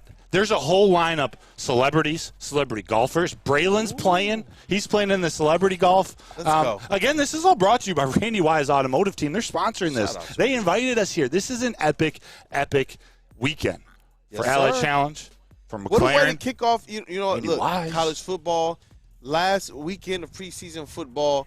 What a way to kick things off, man. You hear next on Big D Energy. Flannel. Oh, yeah, Neil, that's right. Look, Justin, Spenny. Breaking down Lions here. The next one, Big D Energy, got to stay tapped in because they are breaking down all things college football. They got to get you ready. That's the network working in tandem, making sure that you guys, chat family, have all the bases covered for football. And if you can, at all this weekend, make it down here. Warwick Hills, hole number 17. You see it's going to be a party? You see it's going to be a party? This is where you guys want to be at. I'm telling you guys, AlliedChallenge.com is that web address. Get your tickets, man, and meet us down here. Concerts, $2 Birdie beers, and more. And Woodward Sports is going to be here all day, all 4 shows. That's Wake Up Woodward. Thank you for kicking off the day. That's Big D Energy. That is Armani and Edwards with Mass and Woodward Heavyweights all here. We would love to see you guys. 1, 2, 3, 4, fifth. Let's go. Let's go. It's going to be a blast. Let's go around the NFL for a little bit, but start getting your mailbag questions in. It can be about the Lions. It can be about the Tigers, Pistons, Red Wings. It can be about his Big Mont. It could be about any of it. But I want to go around the NFL. But before we do, Kool-Aid, I just got to tell you, I haven't stopped thinking about this hypothetical. Now that we got confirmed the practice squad situation, how that works. I got to kind of rethink some of this. Gio Manu was the perfect example of a guy that shouldn't play this year, shouldn't be on the 53-man, but the NFL rules, there's now risk of putting him on your practice your squad. Mindset when constructing the Big Mock was that you want to be able to protect him for the long term. Yeah. Yeah. Do they have to give him a roster spot? That's why I'm looking forward to 2.0. And I'm looking forward to seeing after cut day and all that, how this thing shakes out according to your vision. Yes, sir. Yes, sir. So they're playing the Steelers tomorrow, those Lions. Yes, sir. You know who is named the starting quarterback? Russell Wilson. Not Justin Fields. Young man Justin Fields couldn't beat our old man Russell Wilson. Not yet. Not yet. No one's taking it. Two quarterbacks that were chased away from situations that were apparently tailor-made for them. They land with the Steelers, and Justin Fields is beaten out by Russell Wilson. For now, yeah. I don't know if they've named Russell Wilson the starter for week 1, but they've been waiting for Fields to step up to prove. Tomlin said some good things about him, but honestly, they looked like an absolute mess. I'm interested to see what they do in this next preseason game. The Steelers, too, going against the Lions, even though they're not going to see Lions starters, at least not many of them. I don't know if you remember me talking about this. I love the Steelers draft. I love it. Yeah. So Tanu, Zach Frazier, who's going to be their starting center because I believe who's a stud. Who's a stud, but he is a rookie. Steelers doing Steelers type things. That's what it felt like. Yep. Roman Wilson. Oh, it's a Steelers move. Who's hurt, but I love that draft pick. Peyton Wilson. They brought in Patrick Queen. I like what they're doing. I don't know. This may be year 1, though, that Mike Tomlin doesn't make the playoffs. Let me tap in real quick because Justin. I really do like the Steelers because I think that the offense that Russell Wilson ran in Denver was not one that was fitting to him. Sean Payton likes to move the ball short, precise, a lot of screens. That's not the type of offense that Russell Wilson really strives in. He strives in as a deep ball thrower, a play action passer, and I think that's what he's going to get on the Steelers. Their wide receiver core is more made up for his skill set. A wide receiver like George Pickens should have a monster year the way that Russell Wilson can throw that deep ball to him. Yep. I think that the Steelers are at least going to have 9 wins, and they're going to be fighting for a playoff spot. They're more than sneaky good. They are more than sneaky good. That defense will be as elite gets. That will be a top 5, top 7 defense. You could see it as the best defense in the NFL as well. I mean, they have Micah Fitzpatrick, T.J. Watt. They add Peyton Wilson, who was probably the most NFL-ready linebacker in the draft. Cam Hayward, Keanu Benton. Yeah, the names go on and on. And so the Steelers hype is real. And if they get even 2/3 of prime Russ, they will be a playoff team. Straight up. I love the passion, man. You know what? I got to shout out Woodward Sports' MVP. I see him in the chat there. JB Smooth. Smoothness? Jay Yeah, Bizzle. he's in the chat. He said, I need to see Fromm this final preseason game, but so far I'm not counting on Sudfeld to make this final roster. And there's some more Sudfeld news. Chennavirus, so Sudfeld will be in Detroit's Hall of Fame like Charlie Batch. He's going to have a ring or two if they keep him around. This team's winning You a know ring. what? Neil proclaimed it. They're winning a Super Bowl in this window. I believe it. And I can't wait until one day when Jared Goff is going into the Hall of Fame. And first on his list of people to thank, Mike backup quarterback. No, my third-string quarterback, Nate Sudfeld. Nate Sudfeld, Super Bowl champion Nate Sudfeld. Super Bowl champ. You brought up Sean Payton and his offense and wanting a certain type of quarterback. Justin, Kool-Aid, you guys realize they just named Bo Nix the starting quarterback out in Denver. I don't know if that's a surprise. I didn't think Zach Wilson was going to be the starter, but they went with Bo Nix, who's shown out this preseason. Do we need to start talking about Bo Nix in that Jaden Daniels, maybe Caleb Williams, offensive player of the year, offensive rookie of the year convo? Maybe? Listen, if a lot of what we're talking about and the hype that we have for Jaden Daniels and some of these other quarterbacks is what we've seen in preseason, obviously they did things in college that got them to this far, but if we're going to include preseason, you got to be excited about what he's shown, and you know what? This is a quarterback that they were able to go out there and kind of handpick, as Justin alluded to kind of really fit their actual system. I'm excited just football standpoint, I'm excited to see how that works out. And it fits Sean Payton. Yep. And I know that because I got ripped my very first mock draft for this NFL draft. Yeah. I had Bo Nix going 12. I think they took him traded up a pick or two. I had him going at 12 was the Vikings. I had the Broncos taking him in the first round because I thought Sean Payton is looking for his next Drew Brees. And if we're going to be consistent Drew here, Brees. how much did we say, you know what, look at the types of players that the Lions picked, and because of the fit, because of the types of coaches, because of the types of schemes, we gave it a little bit of an extra added bump. This is Sean Payton. We're not going to discount him in the fabric of football. This is him going out there with his vision, his legendary and future Hall of Fame vision, and picking the quarterback that he believes can run this system. Facts. Hey. They got some dudes on offense, too. Underrated offensive line. Javonte Williams, we'll see if he's back. Tim Patrick is back. For all we know, a conversation we might have to have Wednesday. Yeah. I know he just signed a contract. What if Josh Reynolds gets cut? Like, there's a possibility. Let's table that. There's a possibility he doesn't make the Broncos. That's wild to think about. That's absolutely wild. That very well could happen. It very well could happen. Look at these Woodward Sports polos coming in, baby. Look at these studs. Ooh. Chris. Brady.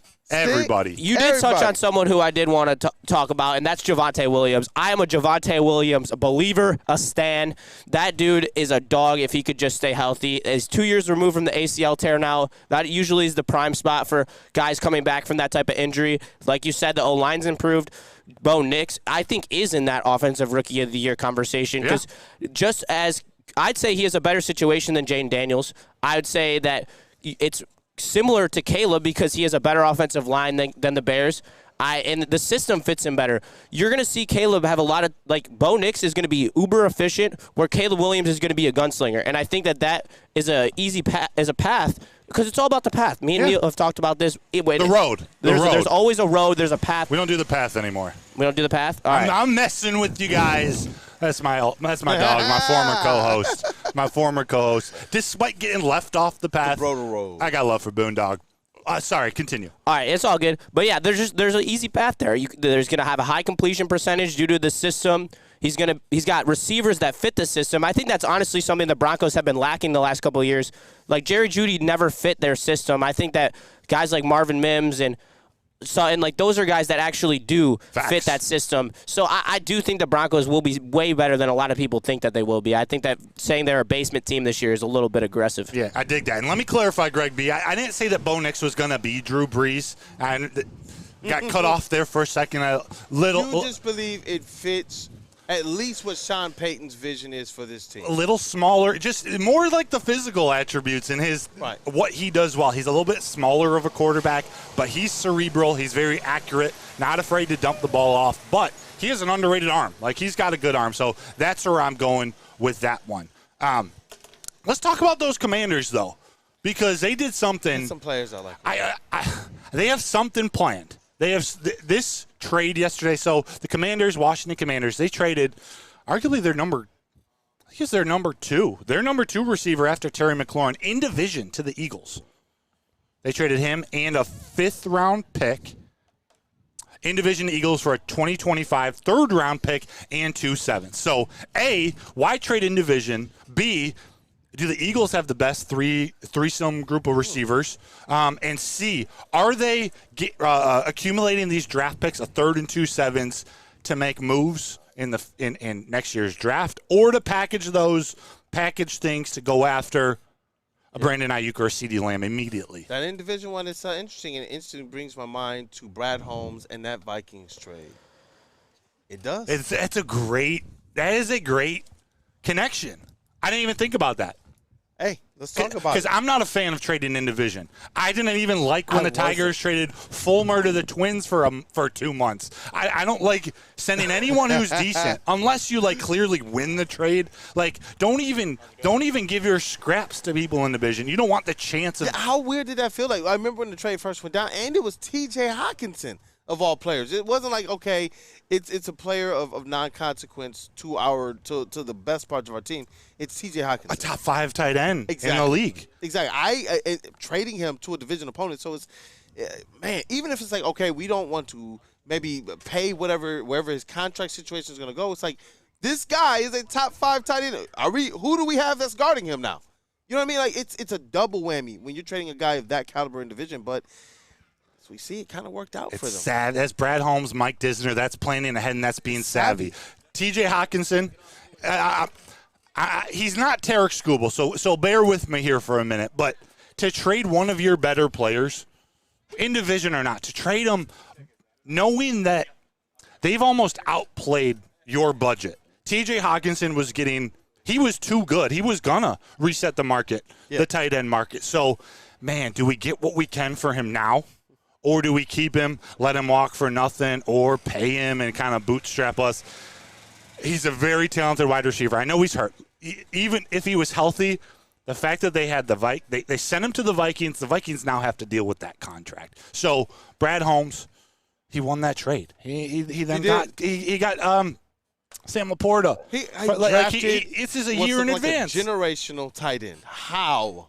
Psycho. How?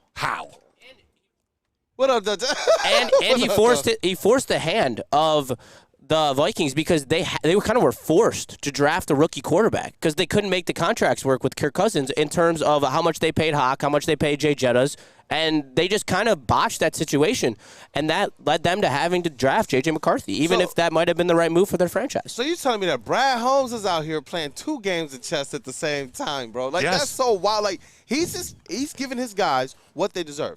It's not even as if he's like, okay, I'm going to pay this guy more than he deserves so I can try and mess with the market and other teams. No, we're getting good deals on our guys. We're getting good deals on our free agents, but it's still putting these other teams in positions to where it's messing up everything for their cap situations. And when they think, hey, well, the Lions are doing this, we have to make sure we're doing something too.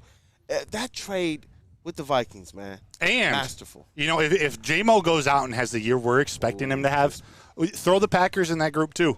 Because the Packers wanted to draft JMO. Brad Holmes went up and sniped him early at 12 when they went on a run of wide receivers. That could come back. I want that to come back and haunt the Packers. Yeah. Oh, everything. Yes. FTV, FTP, FTB. All right, Kool-Aid. I'm going to give you 3 topics here for the next 2 minutes. Yes, sir. You answer whichever one you want. Purdy and other offensive starters for the 49ers are playing in the preseason finale without Trent Williams, ? Or Bucs named rookie Graham Barton, one of my favorites in the draft from Duke, their starting center. We've been talking a lot about the Falcons. Let's not sleep on the Bucs. Should we be talking more about the Bucs? And lastly, Browns quarterback, not to rub it in, but Browns QB Deshaun Jackson has a fatigued throwing arm. Pick. Did you mean Deshaun Watson? What'd I say? Deshaun Jackson. Did I say Deshaun Jackson? Not to rub it in, Deshaun Watson has a fatigued throwing arm. Not to rub it in, huh? Yeah. So now you can just clip it from that second part. Now cut off this part while I'm talking. No. Are you surprised by this Deshaun Watson news? Yes and no. Like, no, I'm not surprised. But how's your arm fatigue? What are you doing in the offseason? It's Deshaun Watson. The Browns, if Deshaun Watson was 60% of what he was in Houston, the Browns are a legitimate Super Bowl contender. It's his extracurricular life. Justin. It's Deshaun Watson. We already understand what the deal is. I don't understand how he could have gone from one of the most electrifying prospects. He looked so good his rookie year and his second year, bro. And then all of a sudden, I mean the habits. Yeah, you got to be a professional in the NFL, and you got to take it seriously, and you got to prepare, and that's the biggest thing about being an NFL quarterback. And it's just crazy how talented Deshaun Watson is, how much he showed, and then now he's just so mid. It is crazy. And it's a football. Listen, it's a football. This is not a baseball where you can actually make the excuse you have arm fatigue. It's a football. Listen, Get your quarterback. Jay Cruzen understands exactly what we're talking about here. Oh, of course. It's Deshaun Watson. Yeah, it's Deshaun Watson. I secretly have a little love affair with the Browns. Deshaun busting. Stefanski and that elite defense. But, man, I want nothing more than the Browns franchise to fail. For them to give that contract and screw over the rest of the NFL, giving him $230 million. Was it $230 million guaranteed? It was the highest guaranteed ever. The Browns, we can bury them under their stadium. Stick. You guys are missing. The joke writes itself. I mean, now that he can't hire people, of course his arm's tired. that guy, you know he's a fiend. So, you know, he's probably 7-8 times a day. You know, he's going to have some carpal tunnel in his wrist. Listen, it's vigorous, Broder. And that's what leads to this. So, you know, when you got to start handling things by yourself and you can't bring in the masseuses, you got to masseuse yourself. That's a phenomenal point because they didn't specify shoulder injury. They said arm. So very well it could be triceps. It could be forearm. It could be both. He's such a professional. It could be both. You know, I just figured let my boss handle that side of the conversation. He said Dr. Pierce would know. Hey, sometimes you just need to rub it out. Boy. A quarterback's arm. Deshaun Watson, Cleveland Browns. Suck it. Let's go to break so we can just answer mailbag questions for the next 20 minutes. Again, I'm actually genuinely serious. I hate everything about the Browns for giving him that contract and screwing everything up. He didn't deserve that. They should have stuck with Baker. Should have stuck with Joe Flacco. Yes, they should have stuck with Baker. If this should team have. had Joe Flacco for a full year, yeah, I'm saying it. If I knew he was their starter right now, I would be picking the Browns to make a little playoff run. Eric Minion, I see you in the chat. Oh, my gosh. Kool-Aid. He can't get and loosened up from all the massage. Maybe he's dropping his hands. Let's take a break. You know who doesn't drop the ball? Who? Soroki's crispy chicken and elite transition. Pizza. That was pretty good. I like that one. I mean, he's a goner because I had it in the wrong order. Wait, do you have Soroki's? I don't I'll know. say it here. But we can Soroki's talk about crispy it. chicken and pizza. They got handcrafted fried chicken, pizza, tenders. It's delicious. You know what they also the have? tenders got that spice too. The tenders got the spice. You know what else has that spice? Has that texture, the perfect moisture for a biscuit. Everyone makes their biscuits a little bit different. Soroki's, they're some of the best around. Honestly, competing with Louisiana, competing with the New Orleans biscuits. Go to Soroki's Crispy Chicken and Pizza. They got locations popping up all over the state. They just opened up a brand new location in Madison Heights. So, again, go to Sorokis.com or check out them at a location near you. Braylon Edwards here, Premier Pet Supply. Man, just looking around. Hey, Justin. Who's got it better than pets?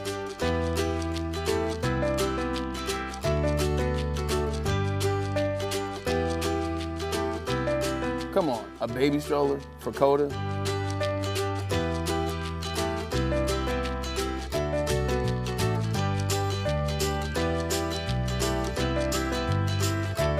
A chef for Lola? Really?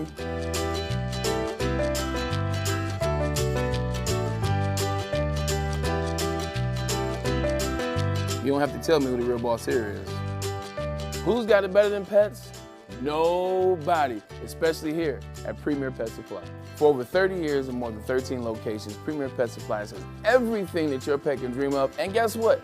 It's all under one roof. Premier Pet Supply, family owned, operated, and proud to call Metro Detroit home. Check out premierpetsupply.com or scan the QR code today.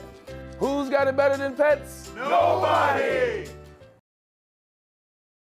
Come to any Lady Jane's Haircuts for Men and claim your throne for a king's treatment from one of our talented stylists. Open 7 days a week, walk in anytime. Just get to a Lady Jane's today and receive a precision haircut, scalp massage, hot lather neck shave, and a hot towel treatment. A haircut should not be a chore. It should be an experience. And that's exactly what Lady Jane's has to offer. Open 7 days a week, walk-ins are always welcome. There's always a location near you. Lady Jane's Haircuts for Men, it's wicked awesome. The Ally Challenge presented by McLaren is back August 22nd through 25th at Warwick Hills and Grand Blanc. Be there for PGA Tour Champions Golf, Family Night, concerts, and more. Tickets start at just $15. Get yours at allychallenge.com today. Hey, join the best youth sports league in Metro Detroit. That's the Boys and Girls Club of Southeastern Michigan's 3C Sports League. It offers youth ages 5 to 14 years old with 6 exciting teams to choose from, located in Detroit, Belleville, Highland Park, and East Point. All the coaches in this league, they're trained, certified, and undergo background checks, so your kids will be taking care of the right people, the good people. So register for football or cheer at bgcsm.org. They got equipment, meals, and transportation all included. All for your chance to play at Ford Field in the championship game. Costs $175 per child. But again, equipment, meals, and transportation all included in a chance to play at Ford Field. Put the youth Kool-Aid back in youth sports with BGCSM 3C Sports. Hey, let's rock. And you know what? It is football season. It is Detroit Lions season. There's one thing you remember from last year. It's that Woodward Sports has your game day coverage all day long, all day long. Broder already told you about Woodward and Maine, told you about the pregame, and when the game is on, you gotta tap in with the watch parties, man. We get crazy, we get amped. Flannel has had some pretty viral moments on there as well. This thing, the watch party with the heavyweight, sponsored by Sabbath Coffee. You got to join us. It's at Hayes Social in Shelby Township. It's the biggest watch party in Metro Detroit, and we're doing it at Hayes so that we can also have the chat family there. So you guys are invited as well. Listen, you get to catch all of our reactions live on Woodward Sports. Come eat, drink, and cheer on the brand new Lions. And then after that, you got to stay tapped in, man, because you already know. Also brought to us by Sabbath Coffee. It is the post-game show with Stick and Anson. Get the first reaction and maybe overreactions to all the Lions games with Stick and Anson live from Hayes Social. As I told you before, it's in Shelby Township. Look, you're going to get the instant takes and reactions right away. You can also call in and interact with us. If you remember last year, it was a journey, and it was an epic one. I need to see you guys in there supporting. So if you can't make it to Hayes, make sure that you're tapped in. Woodward Sports Network. Appreciate you guys. Ooh. Hey. Man, yo, the show felt like it just zoomed by. Bro. It's awesome when Pure Michigan, the beautiful Pure Michigan, is your backdrop. We are at the Ally Challenge at Warwick Hills Golf and Country Club in the beautiful Grand Blanc, Michigan for the PGA Tour Championship. Shout out to Randy Wise Automotive. Facts. The winner, man, we're going to keep saying this because it's absolutely crazy. $2.2 million to the winner. The golf course is beautiful. The vendors are set up. We're at hole 17. We've been telling you about hole 17 for a while now, and it is set up for the concerts, for the $2 birdie beers, for the vendors, for the food, and so much more. And Woodward Sports is here all day long, all 4 shows. We want to see you guys out here. Stay tapped in. Make sure you hit that like button as well. Yeah, let's go. Kool-Aid, do you like Arnold Palmer's? Half Arnold iced tea, Palmer. half lemonade. Oh, yeah, of course I do. I know you're an iced tea guy. Yeah. But you had Arnold Palmer. I do. I know you're not much of a drinker, but John Daly, you throw a little vodka in there, you get yourself a John Daly. But John Daly, he's going to be out here all weekend. Hey, and shout out to John Daly. I don't know. That's where I'm going with this one. Go check out our YouTube, Woodward Sports YouTube. The heavyweights. They had an epic interview with John Daly the other night. They were repping his Hyman brand of cannabis that just got released at WUW Country Club. Let me speak on that. I was there. Yeah, no, we're just going to go real quick because we're got to get into mailbag questions. But head to YouTube to see that interview. It was epic. I see Desert Stallions in here on the Deshaun Watson comment while we find some mailbag questions. He says 250 mil guaranteed means there's no incentive. It's sad. It's sad he's throwing his career. It's sad he's throwing it career down the drain, but the Browns did this to themselves. Should have stayed with Baker. Facts. Chase Amley, intern Chase. Browns gave Watson all the guaranteed money so he could settle out of court with all the civil suits and sweep everything under the rug. He says, truly disgusting from the Browns. I have no sympathy for the Browns. The dog pound. Woof. Well, it is what it is. Woof. Mailbag. Get Let's your keep questions. Those mailbag questions. And I still have some comments as well. So as those questions come in, from your big mock reveal, your prediction for the offense, defense, and the special teams 53-man roster. Herb Nash believes that Levi O could be our sleeper. He needs to absolutely show out this year. Yes. Levi is that guy who not many. I'll talk about myself. I didn't plan on him being a factor this year at all. I thought he was going to be one of those guys that gets cut. If he plays up to his potential, if he plays how he's been playing this training camp, Levi O could be a difference maker on the defense. Not a Hutch level guy, but a difference maker. If he can go get 6 or 7 sacks and cause a ruckus, if he gets 8 or 9. And his team is already talking about it, man. That's to hear Kevin Zeitler, a guy coming from the Baltimore Ravens culture, who's played a lot of football and seen a lot of good defensive alignment. To hear him talk that awesome about Aleem McNeil and Levi O, you know what? Maybe Brad Holmes knows what he's doing. I know we all want them to go out there and get another edge and shore up that depth, but maybe Levi O and Aleem can get it done. Yeah, I say go with who you got now. If the injury happens, someone underperforms, not that he's done it before, but at the trade deadline there will be some guys available. Definitely. If you really want to go for it. Yep. And you know what? This one's kind of funny here, man. Uh-oh. This one here is kind of funny. He said that we're late. He said, and this is from Q-Ball 93. I love Wingo since draft day. You're all bandwagon Wingo fans now. Nope. Hold on. Let me talk about that. Face. Hold on. Me and Broder were sitting there as the 4th and through 7th rounds were happening on the draft show, chanting, Wingo. Right before they picked him. We were hyped before we even drafted the guy. So just stay away from that. We all love Wingo from day one. Flannel, y'all better make sure you tap into Big D Energy. You've already gotten under the skin of Flannel. And it's great you brought that up. That was from Q-Ball? Yes, Q-Ball 93. Desert Stallions 14 asked a similar question, mailbag. Browns were so desperate, Watson left, and they had him bust a U-turn for $250 guaranteed. I didn't read that one through. But he said, that said, you talked about Manu being poached. What about Wingo? That wasn't factored into my reason of him making the 53, him just being talented and being a contributor early, but 100%. You can't let him go to the practice squad and risk being picked up. Right. He is going to go down, arguably, and Mahogany was in this mix before his little bit of illness. Wingo might be the steal of this entire draft. He might be in competition with Austin Booker of the Chicago Bears, but Wingo might be that dude. Hey, let's rock, man. And you have been, everybody on this show has been talking about Wingo. So I don't know if he was just trying to troll or not. Maybe. Who knows? It worked a little bit. But Megan, she's been active in the chat today. She said, mailbag, can Colt Keith ball out the rest of the season and win AL Rookie of the Year? That's an interesting one. I think he can. Wyatt Langford has cooled off a little bit.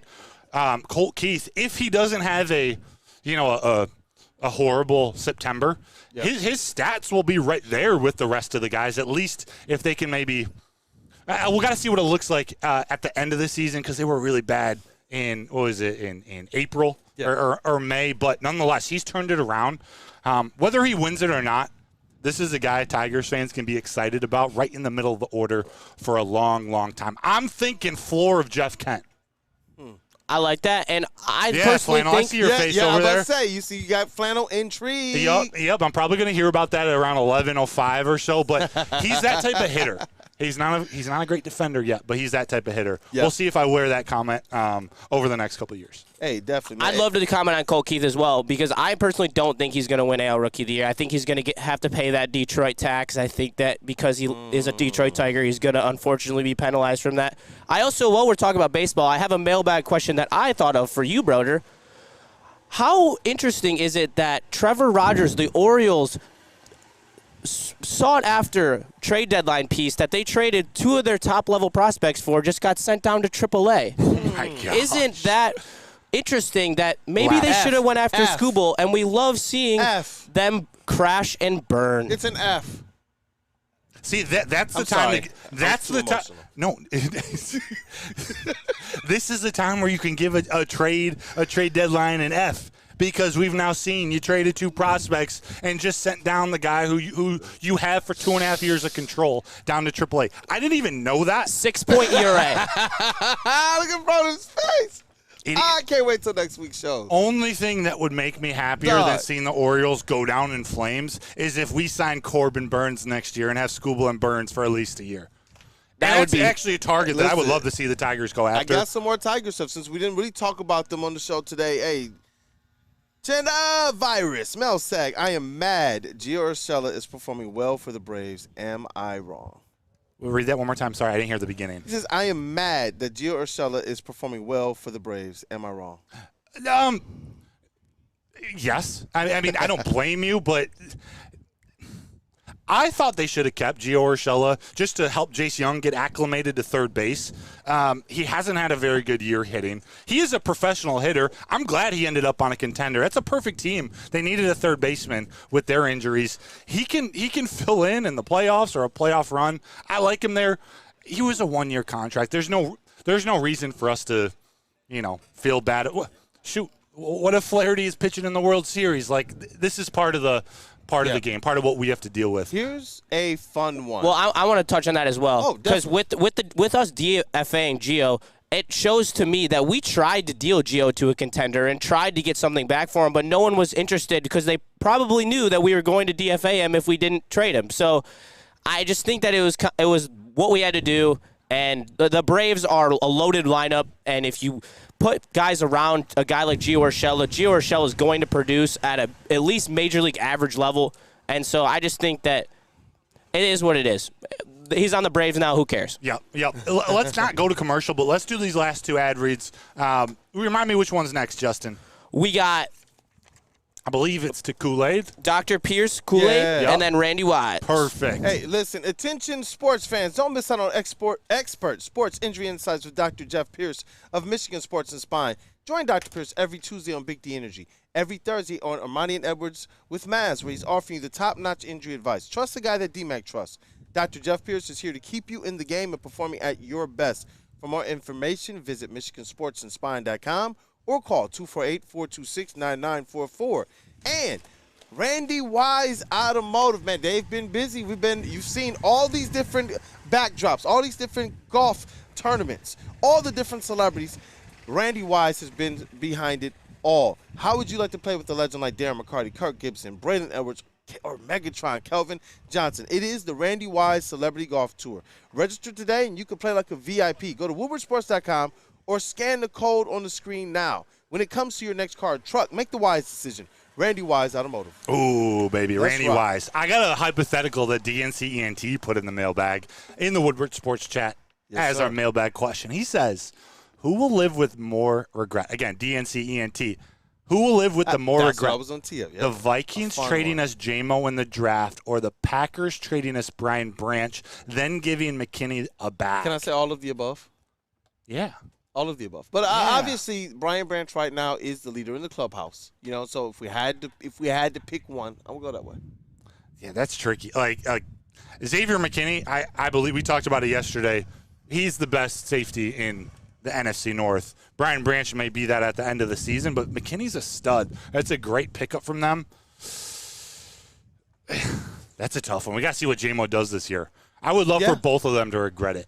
Listen, I believe that right now the trajectory, especially with the J-Mo jersey watch for Flannel, is that Flannel is getting a jersey, and we're going to have some regrets from some of our NFC North brethren. Facts. That's it. Facts. Ed O'Neill, mailbag. What game on the Lions schedule worries you the most? Also, what game worries you the least? Oh, what one worries me the most? Which one worries me the least? The most, honestly, I'm going to say is game one. I want to see them get out there right out the gates and just take care of business. Shut down the narratives. Don't let the whole Matthew Stafford thing creep up and have any effect, and I don't think that it will. You've already beat this team in a bigger moment than this regular season opener. Sunday night primetime, all eyes on you. Go out there and handle business, man. That's when to me, it's important to get off to a good start. Which one is least important? Goodness gracious. I don't know, man. This is a season where I don't think that there are any. How about the Titans? How about the Titans? Or how about the Cardinals week 3? I think the Cardinals is a sneaky one. Yeah, they're sneaky. That's what I'm saying. When I go through, I mean, I guess you could say the Titans. The Cardinals is a sneaky one, man. Yeah. I'm going because of the time of the year it's going to happen. Not because I watched 3 episodes of Hard Knocks last night, but it's at Chicago Bears week 15, December 22nd, Hey. outside at Soldier Field. You know what? That's a tough good environment. one. And we've seen it play out already. yeah, I'm not scared of the Bears, but I would rather play a rookie quarterback earlier in the season. Week 15, they should be in a rhythm or have figured things out. So that combined with being outdoors, maybe that's a worry. That or the Texans. But I'm going to go with the Titans. I'm going to go with the Titans. I just think they're not ready yet. I sort of like what they're doing. I don't believe in Will Levis. So if it was Titans on the road, I would be a little wary, but I think because it's at home, I really like it. I think that Arizona game is a little one to worry about. I think Arizona's sneaky good. They're going to be like 9-8 at least, I think. They have the potential to be even better than that if they can just figure out anything on their defense. I think I'm in lockstep with Broder, though. That Bears game, I don't think people realize how back-heavy our schedule is. Like, that front part of the schedule is way easier. Like, you could see us at 8 wins and 1 loss, 9 games into the season. And then you have a gauntlet. You play all your divisional opponents. You play San Fran. You play Buffalo. You play playoff team after playoff team other than the Bears and the Vikings. But also people are picking the Bears to make the playoffs. So that's going to be a tough stretch, and you have to remember it's any given Sunday. It's whatever's happening on that week. It's whatever injuries that occur. Like, there's going to be teams that are worse than us that beat us. It's just how it is. And that back half of the schedule is going to be interesting on how we attack it. This is one thing to think about with that back half of the schedule, and you don't wish injury on anybody, but football is a game and of war and attrition. And what we saw last season is that some teams limped towards the end of the season and limped into the playoffs. And so I agree with you. As you were talking, I was like, you know what? The back end of the schedule is going to be character building and character testing for the Detroit Lions team. But I'm hoping that it's one of those things where they stay healthy enough and that their depth plays enough of a role that they can overcome the schedule while other teams might be dealing with, we had an injury, we're going to have to figure something out, a rookie or a player we signed didn't pan out. I'm very confident with the Lions have here, but I appreciate kind of the concern that you showed to the fact that, you know what, we're not going to disrespect this schedule. Not at all. When do they wear the black uniforms? They haven't announced that yet. I know, but when do we think? Ooh, because they start Sunday night. I'm trying to look up the primetime games while we're. You think they're gonna do it at home, or you think only? I think it's got to be at home. Yeah, for a Jersey premiere, it's got to be at home. Opening night, man. So we got 9 nationally televised games. I'd love for it to be opening night. Why not opening night? I'm down. Menacing. I'm down with that. It's at night too. Like, why not? They wouldn't wear them on Thanksgiving, right? No, I wouldn't do that. You got to go classic. Home, no, they'll wear the throwbacks. Yeah. Facts. So nationally televised Week 1 home versus the Rams. Nationally televised Week 4 versus the Seahawks. Week 6 away at the Cowboys. I don't think so. Week 9 away at the Packers. Week 10 away at the Texans. Thanksgiving Day.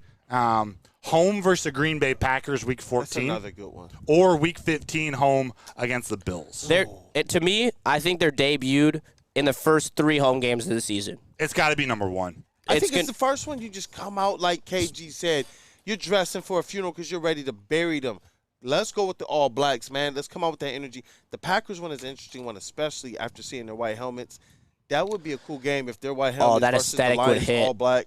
That would be epic, actually. Yes. All right, how about this for the last question? Get a little creative in your heads. Steve DeYoung, mailbag. With all the interdivision trades, who is a player trade that would be the biggest WTF is he doing in that uniform? So first, and I said this before thinking he's probably thinking in division, but like where my mind went to first was like, what if Lamar Jackson like ends up as the Dallas Cowboys starting quarterback? That's weird. Not in division, though. I don't want to see it. I mean, there's one that happened. Saquon on the Eagles. Oh, that will be whack looking. Like, if I was a Giants fan, I'd be so heated. Hey, you know what? I know it's weird for Flannel to see DeAndre Swift in NFC North and not in the Lions jersey. That's a good one, too. Yeah. I see you. No, it's true. What about DeAndre Swift is uber overrated, by the way. Look at he's keeping it together, Flannel. Keep it together, Flannel. He may be overrated for his contract, but I actually think he's perfect in the Bears as one of 3. We like all 3 of their running backs. They're not in the top 4 of the NFC North, but like DeAndre Swift still is electric. Yeah. And if he doesn't have to carry the load and be like a 25 handoff guy.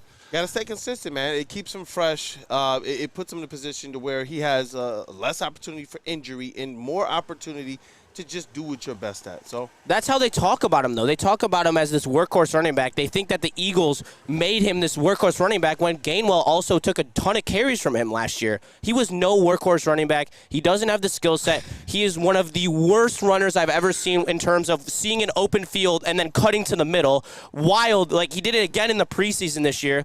He cannot hit holes to save his life, and I will sell DeAndre Swift stock ever since he left the Lions. I had high hopes for him every single year, but he just proved me wrong and just disappointed me year after year. So, Bears fans, you can have fun with DeAndre Swift. Hey, listen, is Chuck Brewer, is that your burner account? Because as you started speaking, I saw his chat pop up. He said, Justin, push it.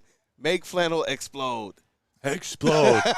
No, I'm sure he'll respond to anything we say slanderous in the next show. They got to stay tapped in, man. We are live at the Allied Challenge, man, all day, all 4 shows, brought to you by Randy Wise Automotive. All right, I picked one, and then we're getting out of here. What if Justin Herbert ended up on the Raiders? Justin Herbert, Devontae Adams. I love Justin Herbert. On the Herbert. Raiders. He's blonde, blue eyes. I want to see him in that Raiders black. That would just look kind of funky to me. So there we go. Who was that? Steve DeYoung. That would be a good one, Justin Herbert. But I really like the prospects of what Justin Herbert can become with the pairing with Jim Harbaugh. Yes, sir. This is I was a about to football say. fan. I'm ecstatic. What up, Justin? I was about to say, watch out for Justin Herbert's ascension. It's been loading for years, and the coaching, Staley sucks straight up. And Harbaugh knows how to coach a quarterback like that. Herbert has the tools. He has the arm talent. He's mobile. He is electric. He makes good decisions. So Herbert, big season. Maybe not this year in his first year with Harbaugh, but I'm buying Chargers stock for 2 years from now. Lad McConkey. Lad McConkey loading. Yeah. Lad. I love it. Hey, Cool, you know take what? us out. I want to be able to do an exercise in the future. Obviously, there's this new program coming out where you're able to have stock or bet on players and their trajectory. I want to be able to do that for this football season. Some players that we can try and track throughout the season, and by the end of it, see what our value is. Facts. Are we going to be able to buy stock in the future children of Angel Reese and Jalen Duren? Ooh, NBA babies. NBA, NFL, or WNBA. Olympic or gold anything. medalists. Yeah, you know what? Ooh, I like it. But, hey, look, this has been a show, man. It's been a show. We're at the beautiful Warwick Hills Golf and Country Club in Grand Blanc, Michigan for the Allied Challenge. It is the PGA Tour Championship. It's national, man. It's big time. The production has been awesome already. We're looking around. We're at hole 17. We've told you about that forever. It's set up and ready for the party, man. The vendors are out here. The drinks are out here. The food's out here. The concert's going to be out here. It's going to be an epic time. Shout out to Randy Wise Automotive for inviting us out as well. And it's cool to be covering a PGA Tour event, man. As much football, Lions, Tigers, Pistons, Wings that we cover, even boots on the ground and being at these events, to now add, PGA Tour to this thing. I know. It's pretty awesome. I know. I love golf. I haven't played this summer. I don't think you've played either, or at least that I can remember. We got like 3 full-time jobs, so like it we have to learn this. It's tough, but being out here, this is fulfilling all of that inner juice that I needed. So, Kool-Aid, great show. Flannel, thanks for helping out on sound. Justin, thanks for helping out on TD. You're a legend. Yep. Legendary JB intern. and KG. Not an intern anymore. Yeah. But shout out to intern Chase as well. JB, KG, the entire WUW Crew. Flannel Sam's in the building. Our credential Tigers and our Lions reporter writer for the network, that is Matthew Broder. I am Brandon, a.k.a. Detroit Kool-Aid, your credential Pistons reporter and writer for the network. The Outlet Challenge is all weekend. Hole 17 is jumping 22nd through the 25th, so get down here. We're going to be here all weekend. Live shows all day today, content throughout the weekend. Spinny just walked in as well. You already understand how he and the heavyweights get as well for these live shows, so you want to stay tapped in. Big D Energy's on the way.